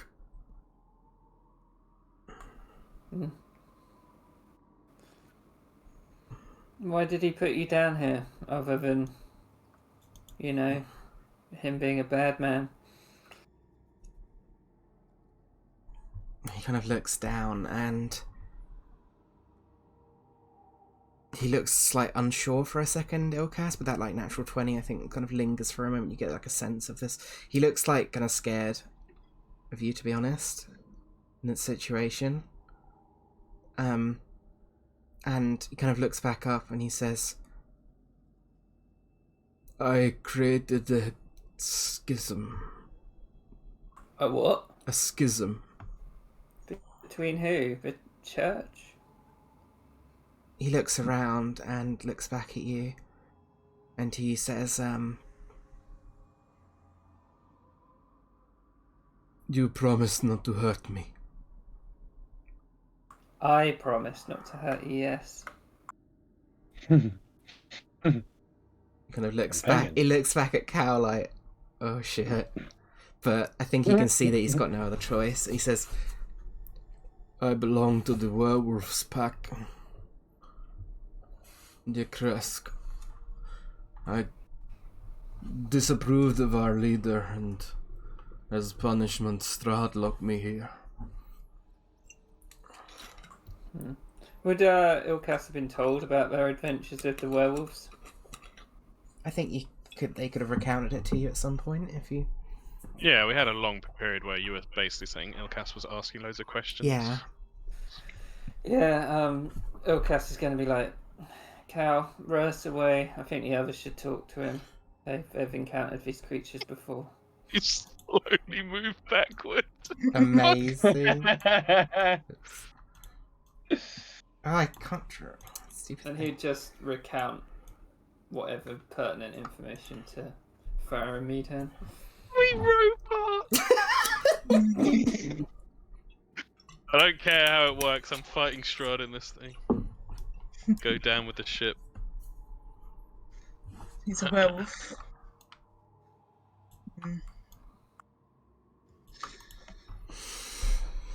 Well, should we go down then? Please let me out. First. Natalie, I've got a question. Yes. What constitutes evil, and whether or not Meadhan finds something evil, or if this axe has its own feelings on what is evil?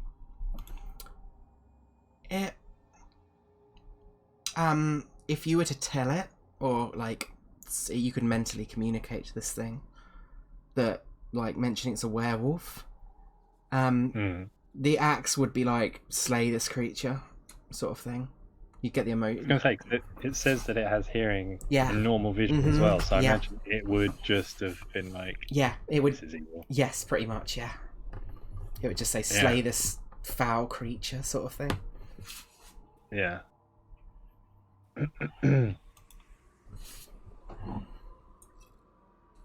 But yeah, okay. So Meadhan, yeah, will probably just look down and tell Farah go back with the others. You know, leave him to suffer me then. She just like brushes against your arm as she walks past. He just starts panicking and looks up. He says, "No, wait! I can help you! I can help you! Kill Strahd!" You can tell me how, and I'll make it quick. I don't know how, but I can help.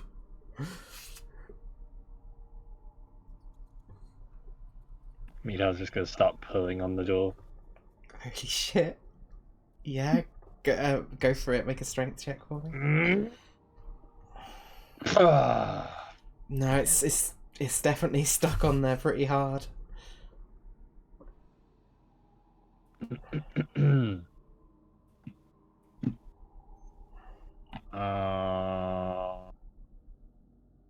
Oh wait, you said I had a thing. What was the thing? It said I had a thing. What was the thing? What thing? Crusaders mental. What is that? It basically can make your allies around you deal radiant damage. But I think once it's used, it can't be used again till long rest. Or next Yes, dawn or yeah, whatever. But right, that one. So, does the axe like specifically want me to use specifically the axe to vanquish evil, or just kill it in any means I can? The axe is a sentient creature essentially, so it's telling you that this creature is Strahd's minion. This creature is a foul abomination. Just slay it and move on is the kind of vibe you get. I don't have to specifically use the axe. No, you don't get that vibe at all from it. Okay. Well, with what I've got to hand, which isn't a lot, and apparently I can't get in this cell. So yeah, Meadhan just kind of looks at his options, what he has left on him, and oh fuck, what's happened? This has gone so dark. He's gonna drink his potion of fire breath. Holy shit. Okay. And yeah, just yep, just gives off a belch. I ain't gonna make you roll for that. I think an extended fire burst to this creature, with how wounded he is, and even with a werewolf's natural healing ability, he's been trapped in this cell for weeks. Yeah, he's he is burnt alive in front of you, and you hear the screams. Flashbacks. Jesus, guys. Yeah, a little bit. Does the axe feel content? The axe just sort of feels like, now on to our next mission. Okay. And so do I Meadhan can Meadhan have conflicting? I don't have to agree with it. I don't have to feel the same way. No, at all. It's not controlling you or anything. It's just it's essentially you're just holding a sentient creature that can communicate with only you. Oh man, but it sounds like I'm just gonna piss it off if I don't do what it wants. Maybe, I don't know. I mean, it's a sentient creature, so you certainly could piss it off. I'm gonna go with that. It's quite persuasive. So now I've done it. Meadhan's not happy with what he's done, so he's just gonna move on. Yep. Maybe. Yeah. You get the sense from the axe is just he would have betrayed you anyway. Yeah. I think Farah almost convincing myself that it was the best thing to do. I think Farah would be quite shocked at your method there, Meadhan. She'd be very upset. That's a bit hypocritical, but well, because of that, that's why. Oh, I suppose, yeah, true. I'm trying to remember who it was you burned. Wasn't it just some? It was Henrik in Valaki. Some guy. Oh yeah, that was it. It's reminiscent, so it's given a bad flashbacks. Didn't like that time. Yeah, but that was just guy. This was at least a monster guy. True. Yeah. Yeah, we killed all these other wolves. Oh yeah. No. Okay, so unless you want to search the rest of these cells, you can move on. The only path lies to the west. Only if Is... there's anything obvious, I'll take a glance, but I'm not gonna like. Yeah, that's glance. I'll Bash through tell this. you what you see. So from the back onwards, this cell is empty. This cell, you see the like hanging man upside down in this one that Farah saw. In that one, you see a skeletal figure that is shackled to the wall, in a blue robe, and you can see like long, old, dead grey hair lies in front of his skull. And this cell is empty up here. In this cell, it looks like there is another dead person, a dead dwarf. And it looks like, you look down, it looks like he's wearing like rusted plate mail. This cell is empty. And finally, this cell is covered with coins over the floor. I don't need no coins. And I ain't interested in the dead. I'll follow the boat. Okay, follow the boat. Fuck. What is this? Yeah. Let me turn the boat. Fucks. Didn't expect to be saying that this session. Ilkas, your helmet starts lighting up again. Yeah, he'd be like, there's undead nearby. That would slow the boat down. And as they get near to here, Cal wants a decent view of the room before he does so, but he'd use Divine Sense. How far is it? It's 60 feet, but it doesn't go through walls and stuff, so he'd want to do it like as they get to the opening of the room. As you get to the opening of the room, you definitely get plenty of different... You better get about 7 different sort of pings all at once. Can I see anything? Do a perception check for me. All you can see is like black water at the moment. Shit. Underwater. Okay, so you see like dark, low shapes thrust up out of the still, brackish water that fills this 50-foot square room. The ceiling of which you see now is festooned with these like hanging chains that look like thick black web strands. A balcony, as you move up closer, I'll move you a bit closer. Oh, for fuck's sake, hold on. Bim, bim, bim. There we go. You see like a balcony set into the north wall overlooks the room, and there's 2 thrones atop it, with a red velvet curtain behind them. You see the dark shapes in the water. You look around and see like Iraqs, Iron Maidens, stocks, and other instruments of torture. Oh, the skeletons of their last victims lie within them, their jaws seemingly frozen open in silent screams. And as you get closer, you sense in the water there's some of the figures are like almost moving towards you slowly. There's no doors in the room. Right? No, not from what you can tell. It just looks like it's a curtain up on this platform above. How high up is the platform? It is about 10 feet above the floor. Ilkas is like, Cal, maybe I should throw out a fireball at the curtain if there's anything behind it. There's a lot of undead presence in the room, and he's saying this as he's like paddling backwards slowly. I think at this point, or could you please roll initiative for me? Hey! Yeah. Need to name the boat, Kieran. Boaty. Boat will be. Boaty McBoatface. Jeremy Boatle.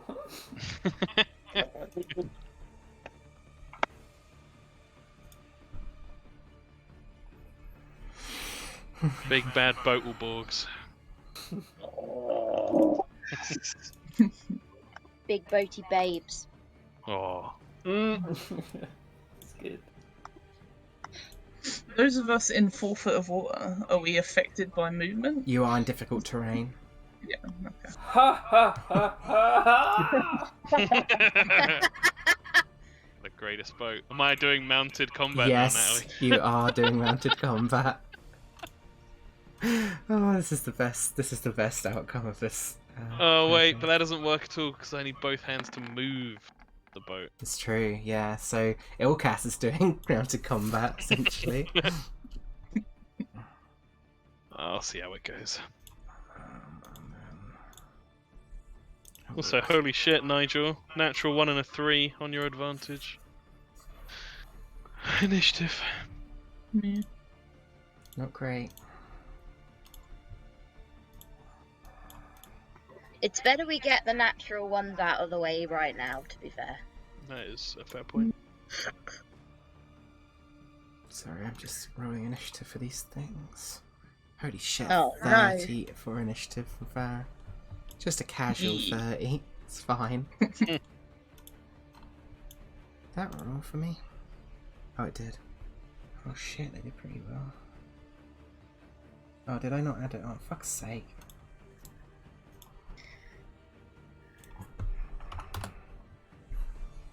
Remember the book. Yes, Yep. thank you, because I will forget. Farah, you're at first. Currently, you don't see anything. Right? Oh, and I'll just tell you this now. Any undead that starts a turn within 30 feet of Ilkas Yeah. takes 1d6 radiant damage. Okay, cool. Jeebus. I am pretty good. Farah can't see Crackle, so she's just gonna hold a firebolt. No, not firebolt. the Produce other one. flame. Yeah. Yeah. Ilkas, it's your go. How close do they seem to be? You can see the shapes moving through the water, and they seem maybe about 20 feet away from you. And there seems to be, like, as you're, like, looking out onto the water, like, at first it was just, like, small shapes, like, moving through the water, and then suddenly you get this, like, bigger shape that's kind of moving up out of the water. Where's that? Like, very central. Like, here-ish, yeah. I was going to chuck a fireball at it, Okay. Oi. so it's out of range of the boat, but on. How does Around fireball it. affect in the water? It's Does it magical. not It's do magical anything? fire, so... Okay. Let me roll dex save, so first one. What's the DC? 18! This one fails. It's a 20-foot radius, right? Yeah. Pretty sure that hits everything. Yeah, it does. The other ones. Not the best. 1, 2, 3, 4, 5.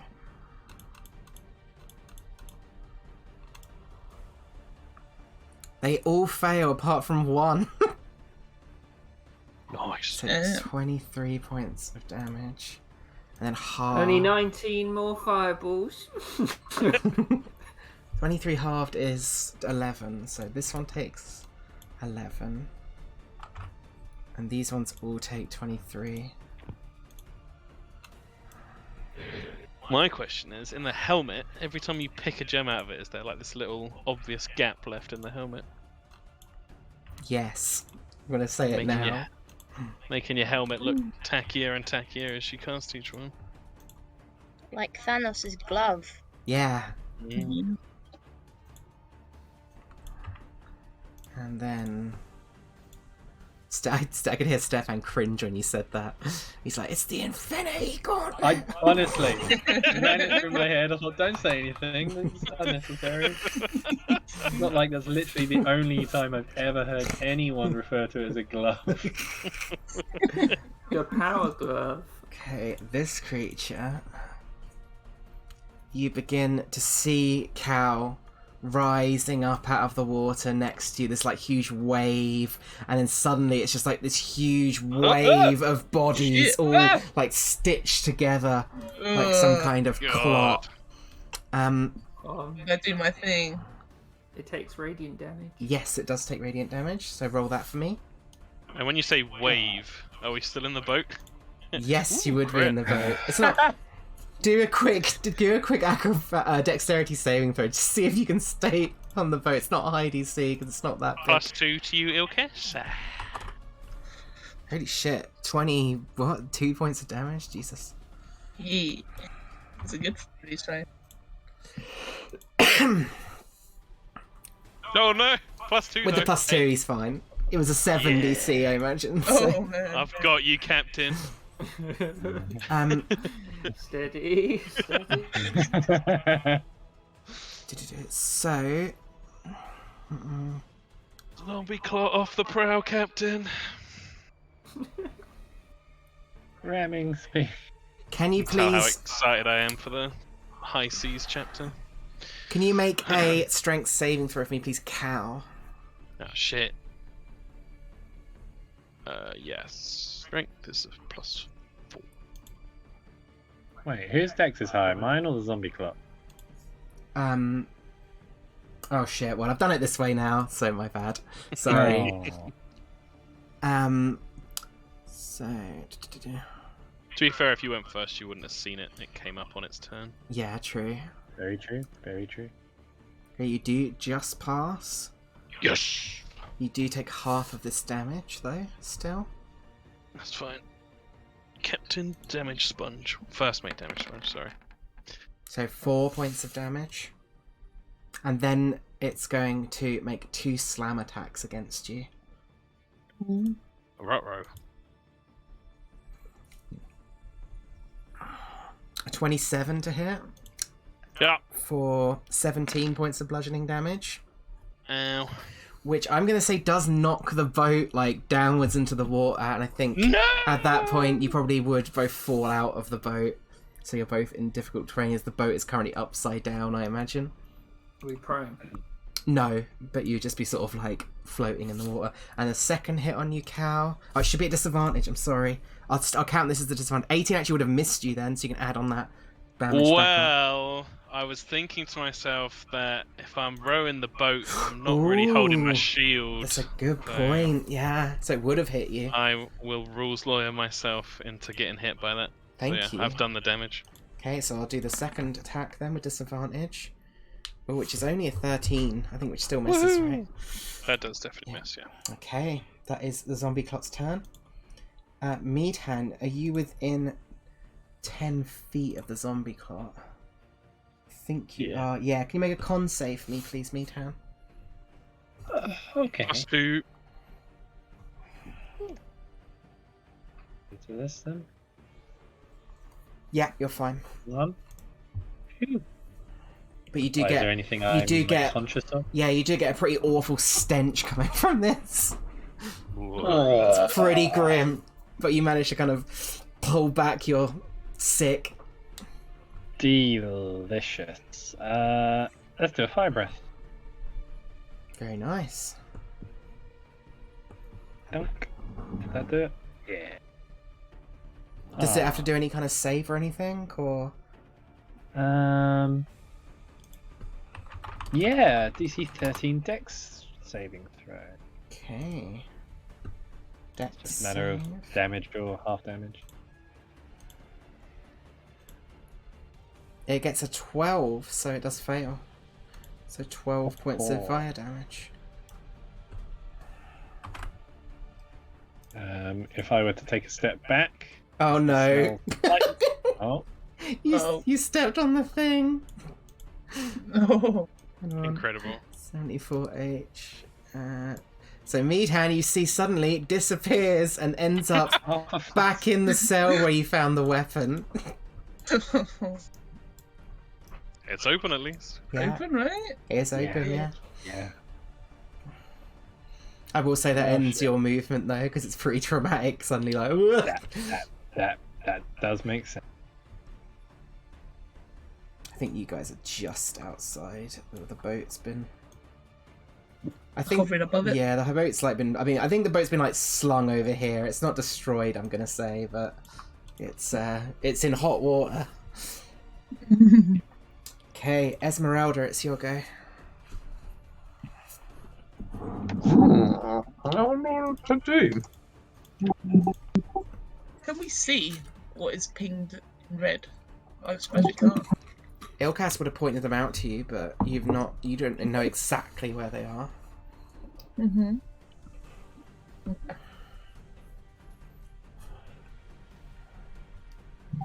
Let's shoot a fireball. Okay. Fireball? Holy shit. Fireball. Oh, okay. 16 hits. 11 points of fire damage. Nice. You're welcome. Yeah. Okie doke. Cow, can you please make a con save at the start of your turn? Whilst you're within 10 feet. I can.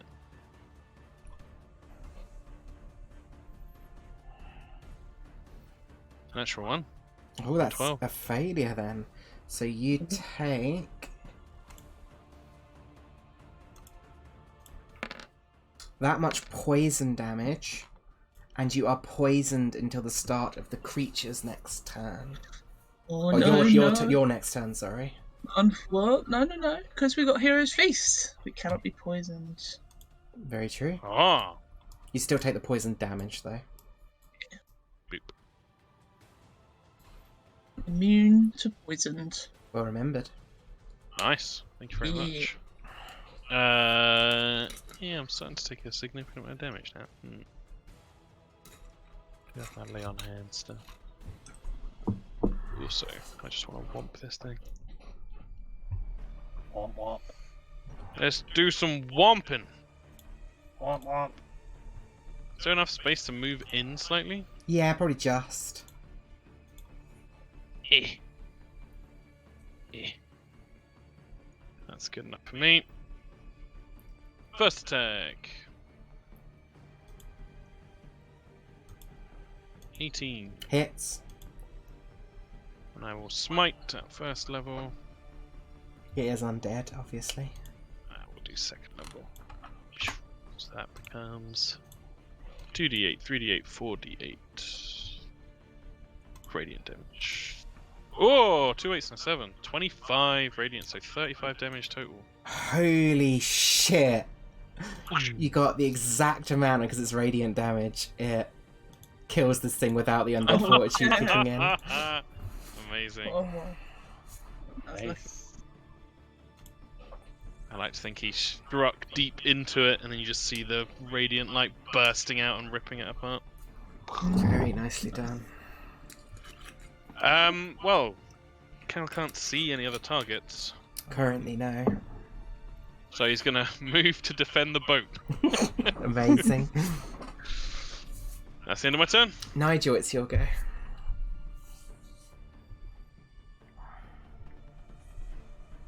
Nigel.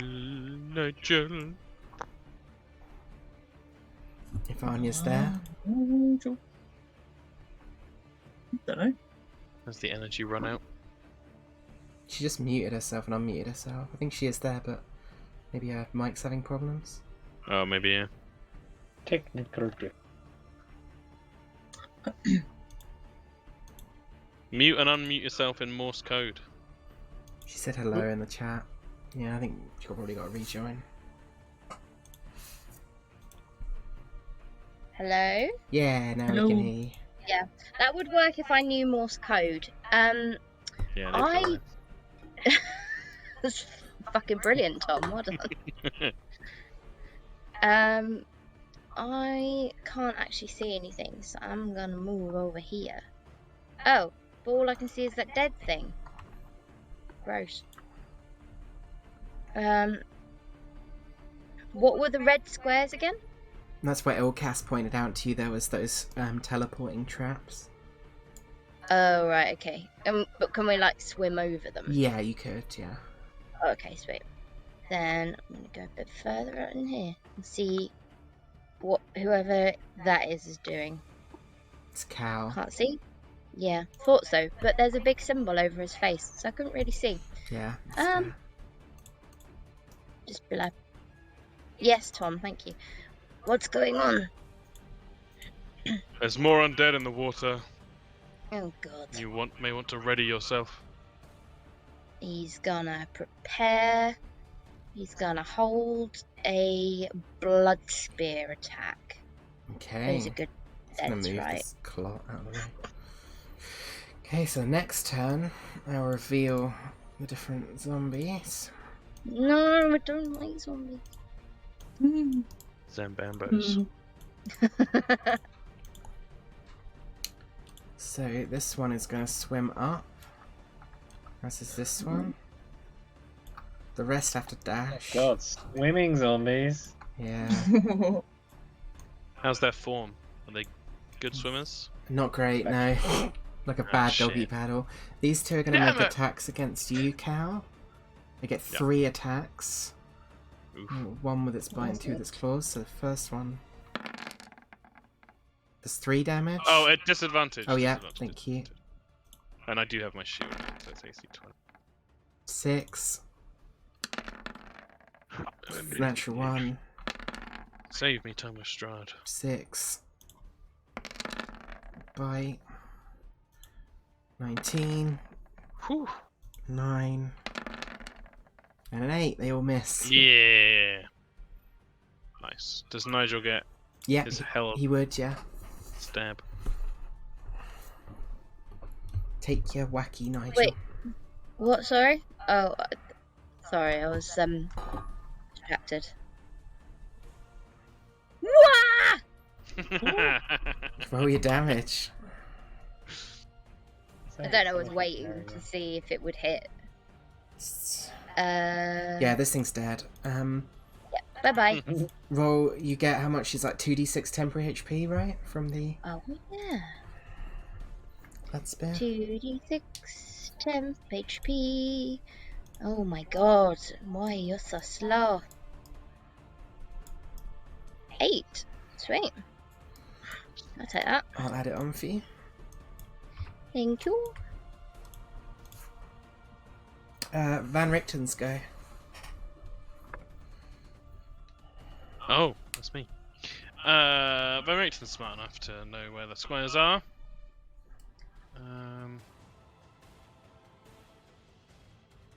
Yeah, he's just gonna step here and he's just gonna fire a guiding bolt down. Very nice. Because although I did forget to take off the spell stop before. 2 down. Oh man, I'm actually kind of burning. We'll do one more first. Hup! Whatcha? Yeah, definitely hits, and it kills this one as well. Nice. Farah, it's your go. Farah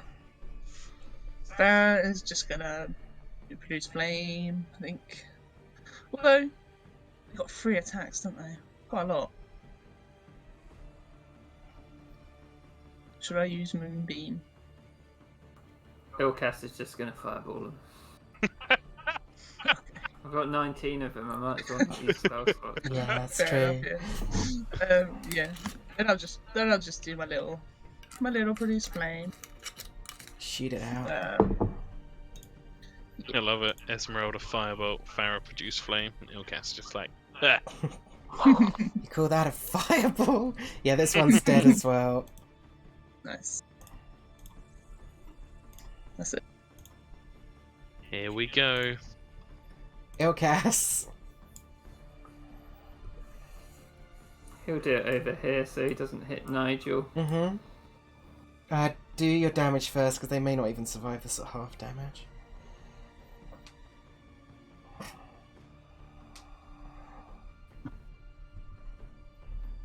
Oh, they could actually. Well, 3 of them are dead. 2 of them are definitely dead, no matter what. This last one. Is he a strong boy? God. Can he be the savior? Amazing dex modifier. Oh wait, that's. Do we reroll that? Oh fuck! I did it again. Hey, this one's the right one. 17. Oh! It That passes. Fails. No, it fails. Oh shit. Oh, 'cause it's the thing, yeah. Okay, yeah, he's dead. And with that, Sorry, guys. combat is over. Nice. Well done, Ilcas. We should go find your boat. The boat is somehow still alive. Cal would bring the boat back to. And step around this where she thinks the red thing is. Yeah, if you're taking time, you can avoid them. At this point, you're aware of them. Dorcas is going to touch Cal. Be like, good job, first mate, and he's going to do 4th level kill wounds. Thank you. Thank you, Captain. Captain Fireball.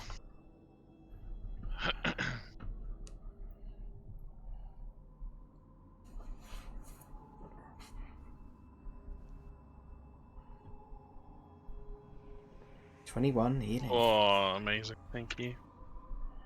Boop. Back above half. And yeah, he'll get in. He's gonna protocast around. Although this is fucking land ho. It's true. Lead hand, Nigel, get carrying. He'll still be rowing.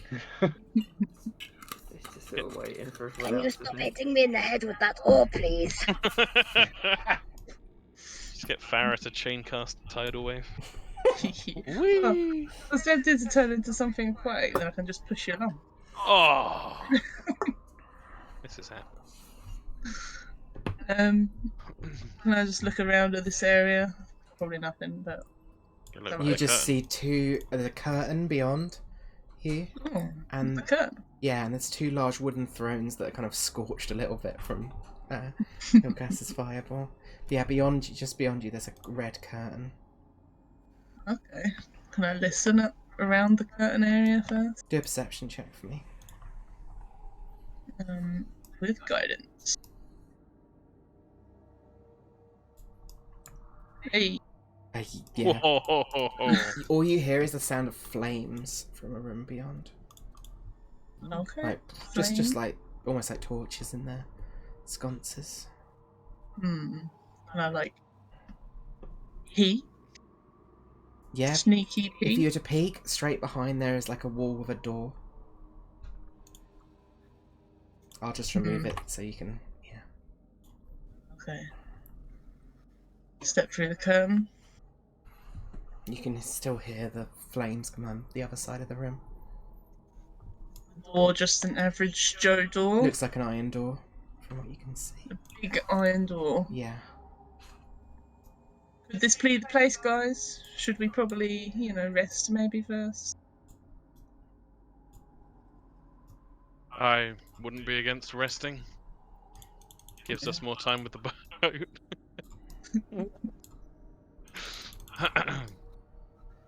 I don't have any hit dice left. Oh no, I do have hit dice, yeah, because we took a long rest. Shit, I haven't used any spells. Except, well, one. I've used one. Just throwing fireballs at everything.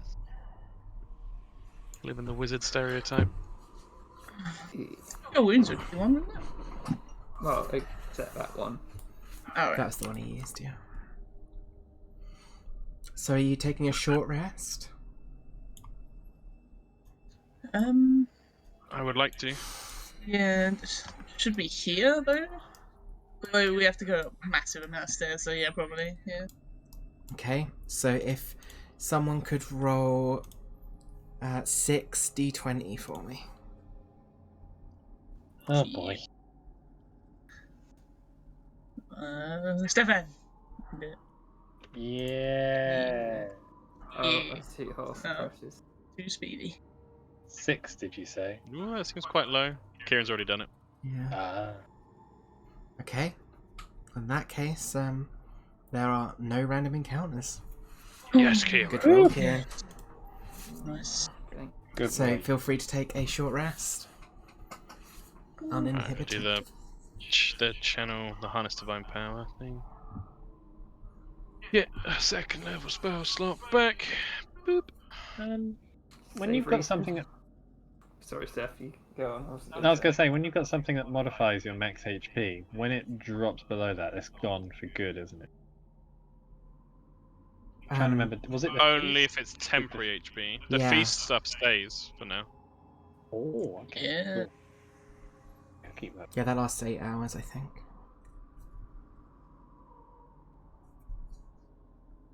I've got to go at 10:30 because I've got to get up at 5. Yeah, that's fine, yeah.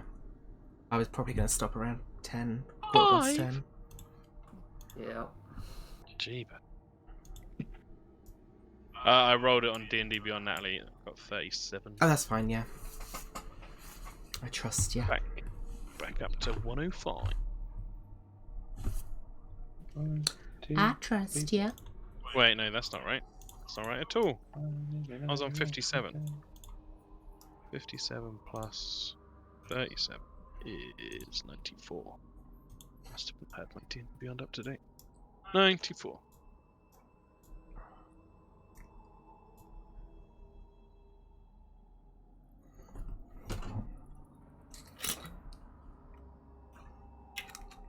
Yeah, make sure you update all your tokens and stuff.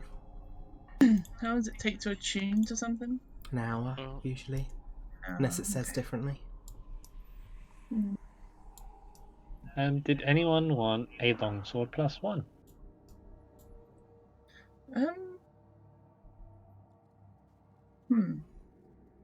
I'm good. Is longsword X?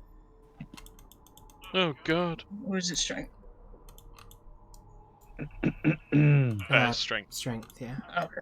I don't want it then. What does versatile mean? It means it can be used once or one or two-handed.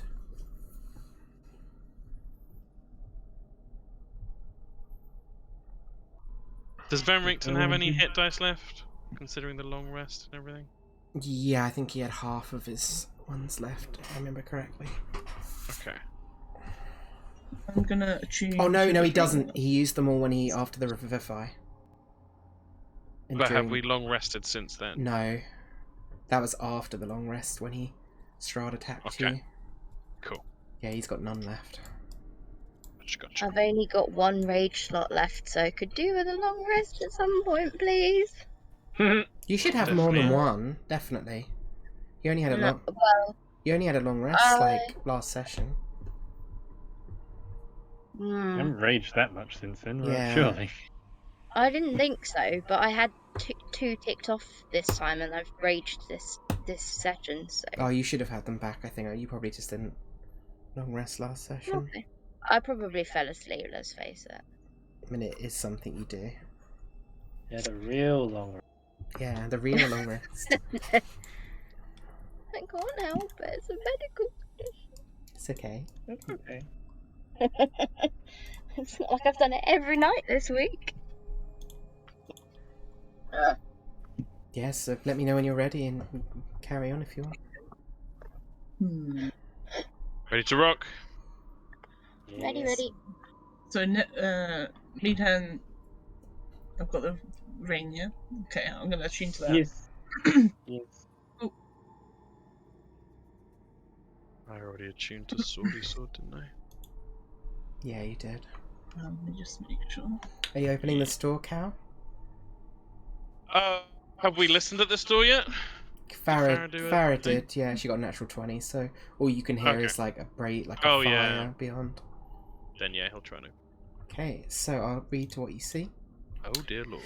This room is a 30 feet square, rising to a 20-foot tall flat ceiling.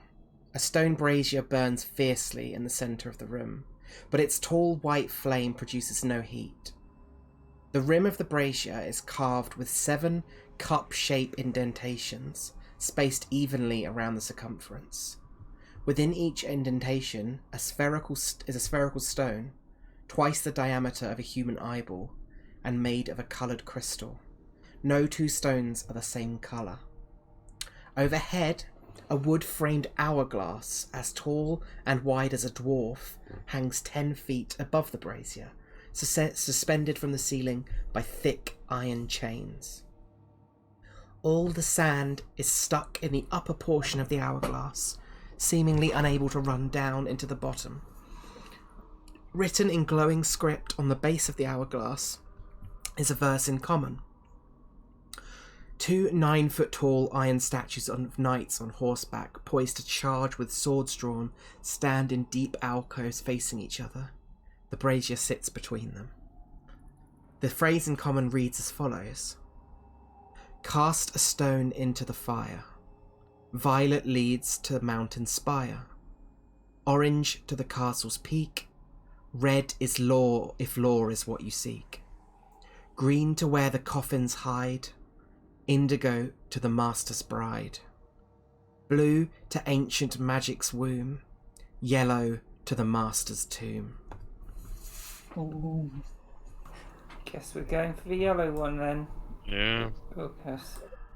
But I'm so curious. Let's go to all of them.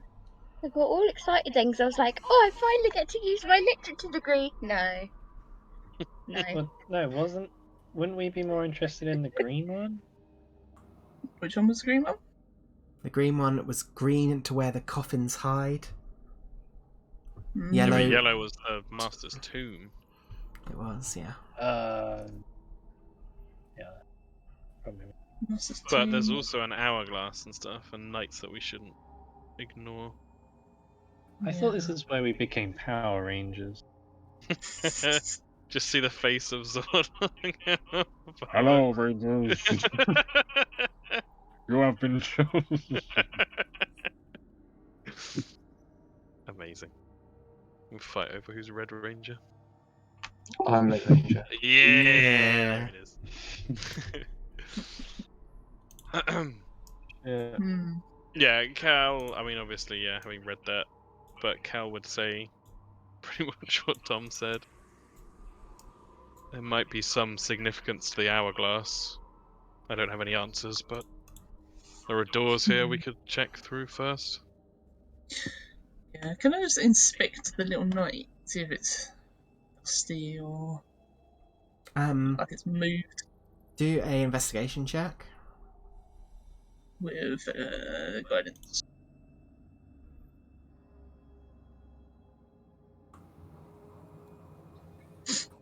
It looks like it's made of iron, maybe. Bellcast is going to grab the yellow one. Yeah, if you feel it in your hand, it feels somewhat magical. Just going to toss it into the fire. Okay. Okay. As it comes into the fire, you see slowly the sand begins to trickle down from the hourglass. She's just going to be like, well, and just jump in. You Into the fire? Yeah. What happens when he jumps in? As the sand, well, so he's standing there at first and nothing's happening, but the hourglass is slowly falling down, and this flame is slowly turning from white to yellow. And then suddenly, Ilkas disappears. Cal leaps after him into the fire. Okay. If each of you are leaping after, then I will move you. Brad just looks around and points to the fire. He's too hasty, but we should go in. She jumps in as well. Okay. Interesting. Oh boy. So, Cast it into the fire! I wanted to do the opposite of Tom's campaign. let me just quickly get something ready. What happened in my campaign? The ladies didn't want to go in. Oh, yeah. So, you find yourselves here.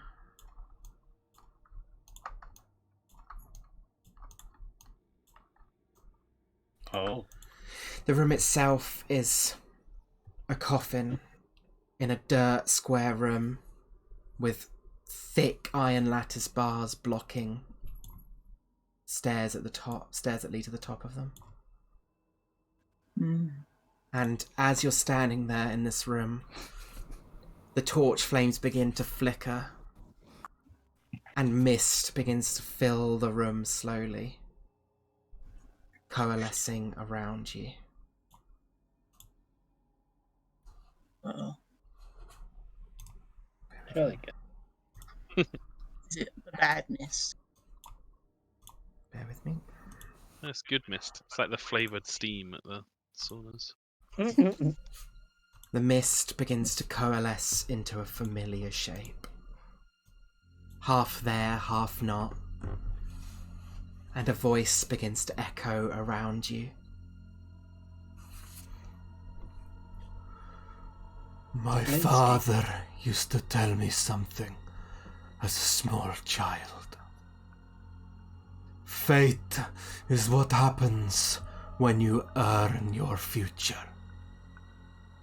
Every good deed that is nobly done will always repay the cost. I am sure those who would write your story would not say something too dissimilar. The grand story of how sacrifice, endurance, determination, and suffering brought together a group of dysfunctional souls so they could become the heroes they were always meant to be. Yet this story is a lie. Let me tell you what awaits the destiny of heroes. I, Strahd von Zarevich, was once a hero. I fought for my country, for my family, for my men. I led my army in battle and spent the best years of my life saving those who could not save themselves. I did it not only because it was my duty, but on the promise that my actions would forge a better future for both myself and those I cared about. Yet when I brought peace to the masses, I found only ingratitude. Those who remained sheltered could not comprehend the sacrifice I had made. After decades of fighting,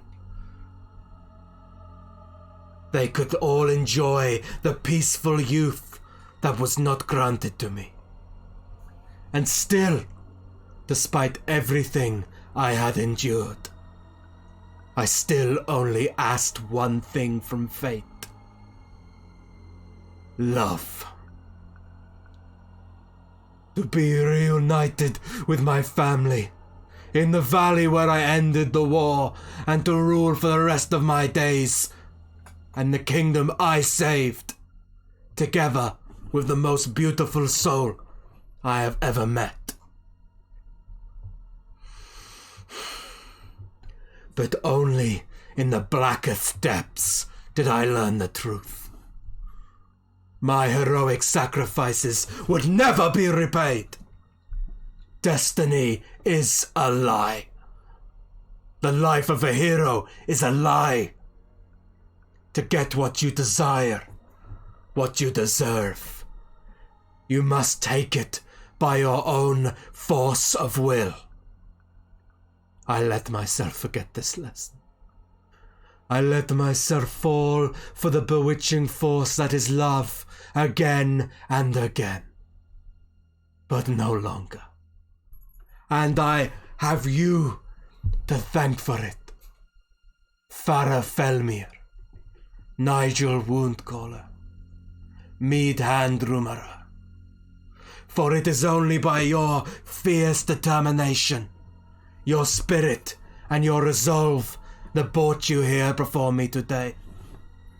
And those who did not have the strength to do so suffered the fates they deserved. Yet whilst I studied each of you, your grit, your fortitude and resolution, you fell for the same trappings of fate that I am no longer bound by. Look at how you surround yourselves with the romanticism of destiny. Echoes from a bygone age. Callan-Roe, nothing more than an amusing ornament on my mantelpiece that I should have been rid of an era ago. And the son of Argynvost, the last remaining piece in a game of war that was won before you were even born into this world. And not to forget the great Rudolf van Richten and his pathetic apprentice, the master vampire hunters. Pah! So, let the dark powers hear me now. I pledge to end this cycle, to end this suffering, to end this curse once and for all. I, Strahd von Zarevich, am the master of my own destiny, and any who stand in my way will feel my wrath. And these wretched souls, bound in chains by fate as they are, will not stop me. So come, let us dance for one final time and see what happens when volition meets fate on the battlefield. And as you say that, could you please all roll initiative as if the mist comes together and forms the shape of Strahd von Zarevich before you? That's a fucking awesome speech. That is fucking great. Yeah. Let's do this. As Strahd, Let's wreck. excuse me, my voice. As Strahd forms before you, you see that he reaches out and the mist itself coalesces around him, and within his hand forms a great sword, and on his body forms his ancestral armor. And more so than that as well, something else happens. Let me just quickly find something.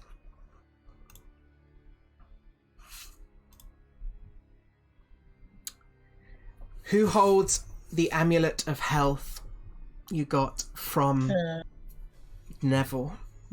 Me, I think. Let me just check. Amulet of Health, yeah, that's me. Can you please make a Constitution saving throw? Mhm. As Just if Strahd, you're holding it or if you're wearing it. doesn't matter. She's holding it or wearing it. She's attuned to it, I believe, as well. 9. A 9 is a failure. You take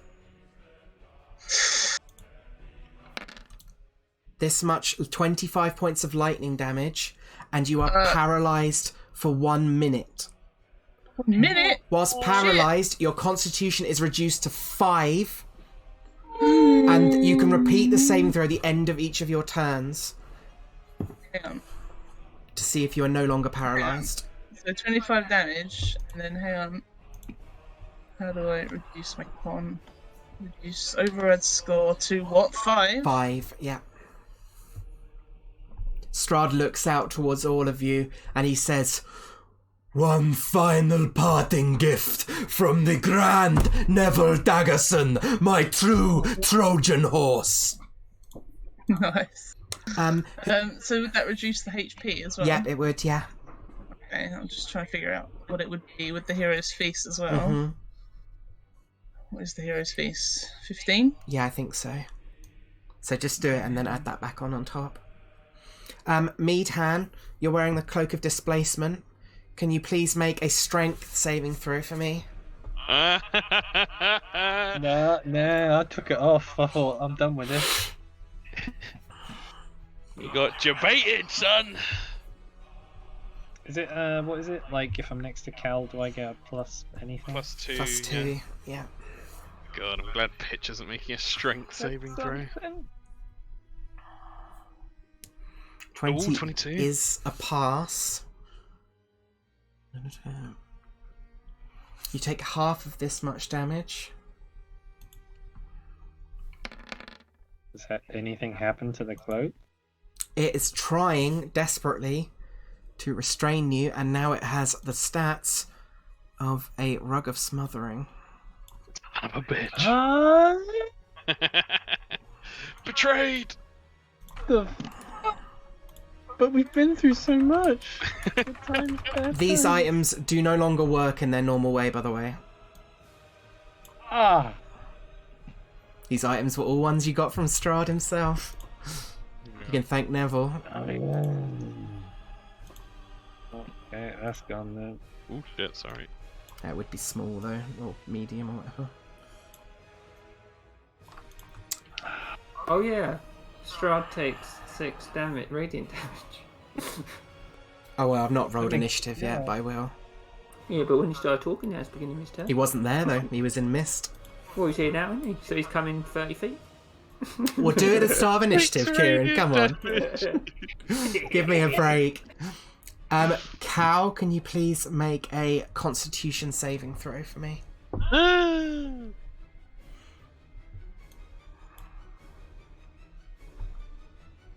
23. There's a pass. However, you do take half of this much damage.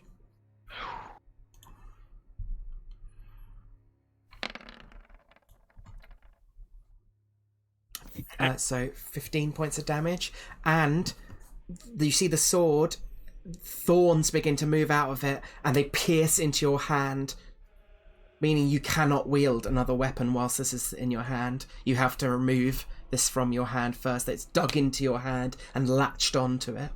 You can wield a weapon in your other hand, obviously, or your shield, but whilst you've got this, it's impossible to wield another weapon. The short sword. Yeah, the short sword of wounding, yeah. Okay, cool. You think you could pull them out, but obviously Yeah, it'll take an action, yeah. turn doing it, yeah. Got it. And then finally, who has the ring of spell turning? I think it says Morel. That's me. Oh, it's you. Okay, could you please make a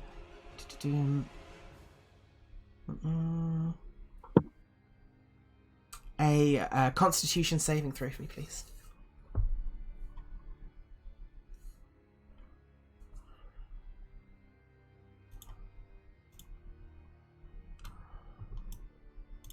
Cool. Okay, you do pass, so you do not take the full effects. However, you do take this much, half of this much damage. Holy shit, that's a good Did roll. you say the cloak is restraining? No, but it's trying to.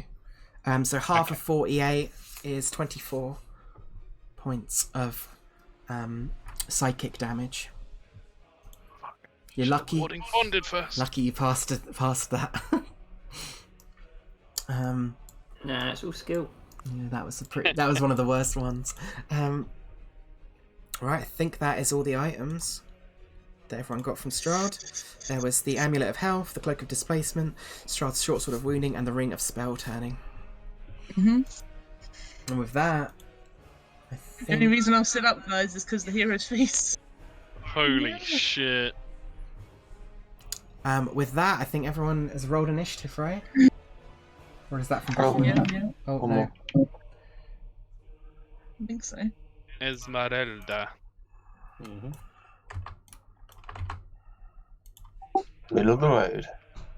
This is what I was talking about, Hannah, when I said everyone had overlooked one thing. Oh, okay.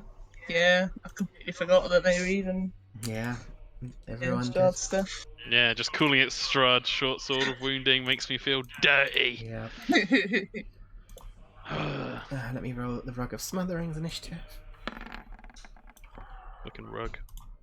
And then we will have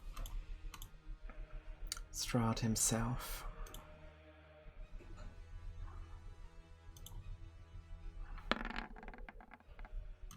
Oh, great.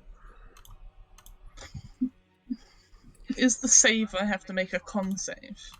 Let me double check. I think so.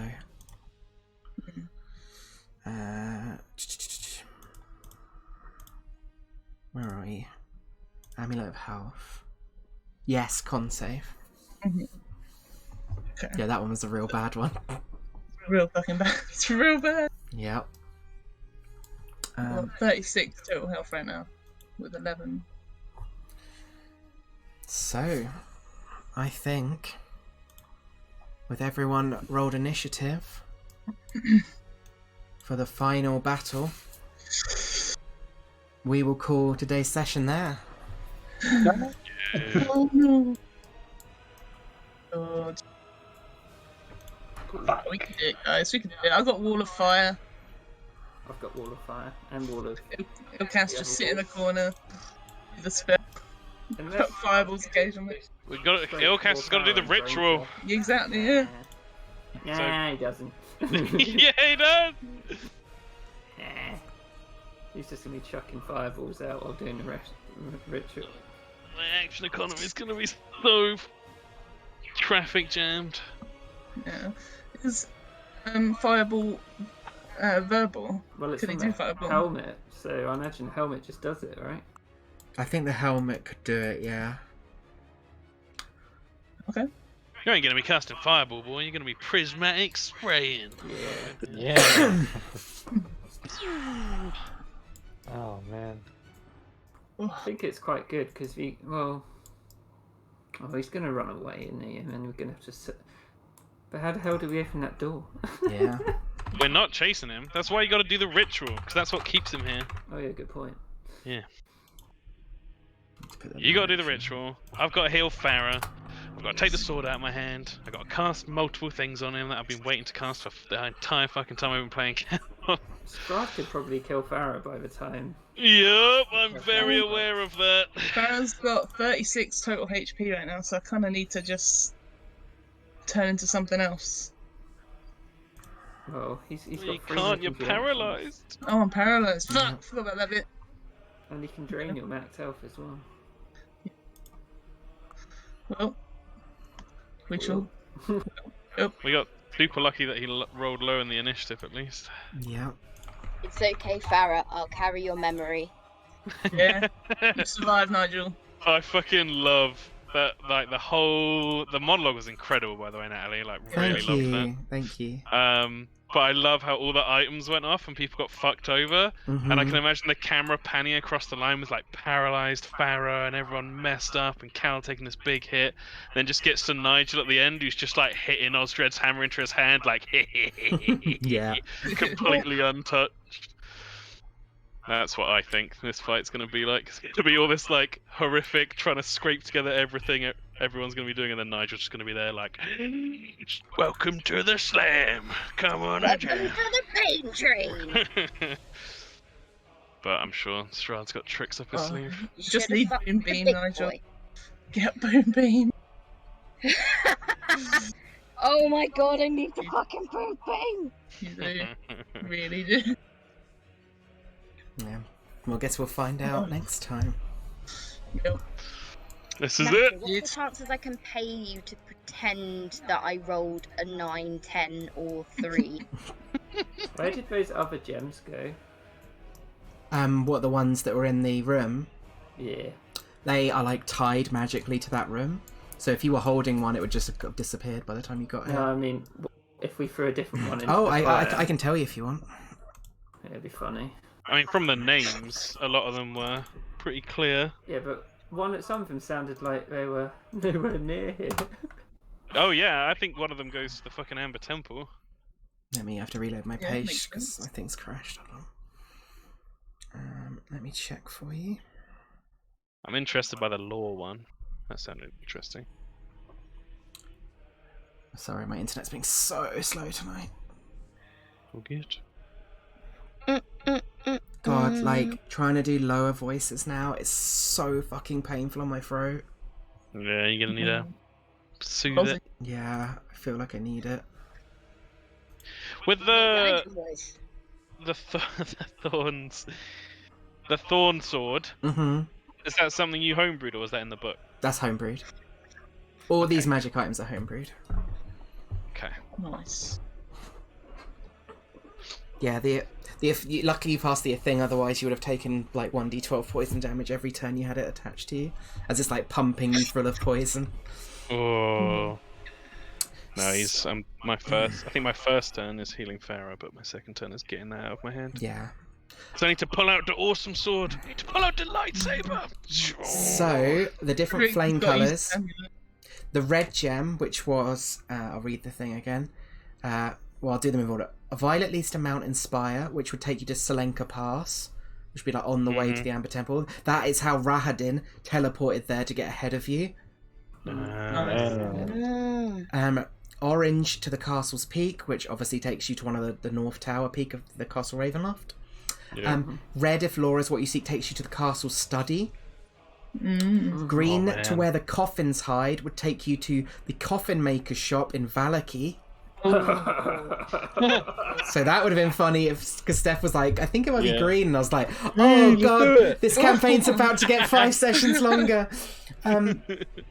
Indigo to the Master's Bride would have taken you to a crypt, as I'm not going to say what would be in there. Yeah. But, and finally, no, blue would have taken you to Ancient Magic's Womb, which Tom is correct, is the Amber Temple. And then yellow to the Master's Tomb, obviously, this is where you've been taken. I will say, through teleporting here though, you've missed out on some Yeah. pretty powerful help. I bet. Oh, don't say that!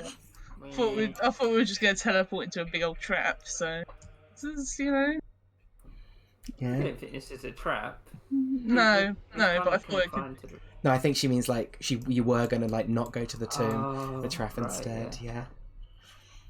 It feels like it's been way too just dangerous to explore any. As much as No, I've wanted. it's fair. It's completely fair. Totally justifiable. Oh Well, no! I'm- There's one more thing I forgot to say.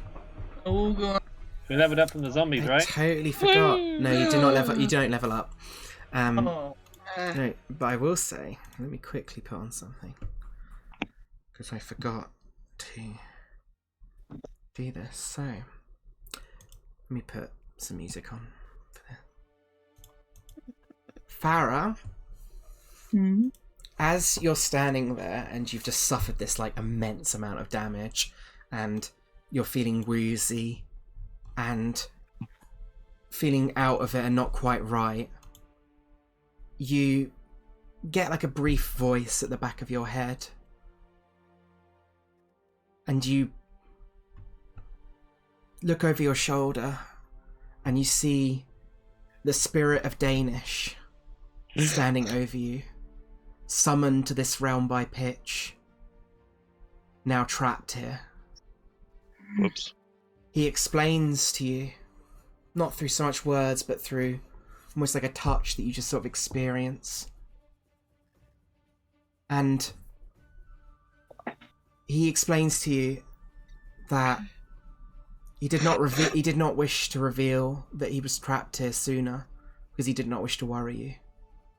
However, what he has done is he has gathered the energy of the lost souls in this realm, of Pitch and Osdred, and their efforts will support you in this final fight. And I can reveal to you a set of magic items I think I'm gonna cry. called the Spirit of the Iron Oath.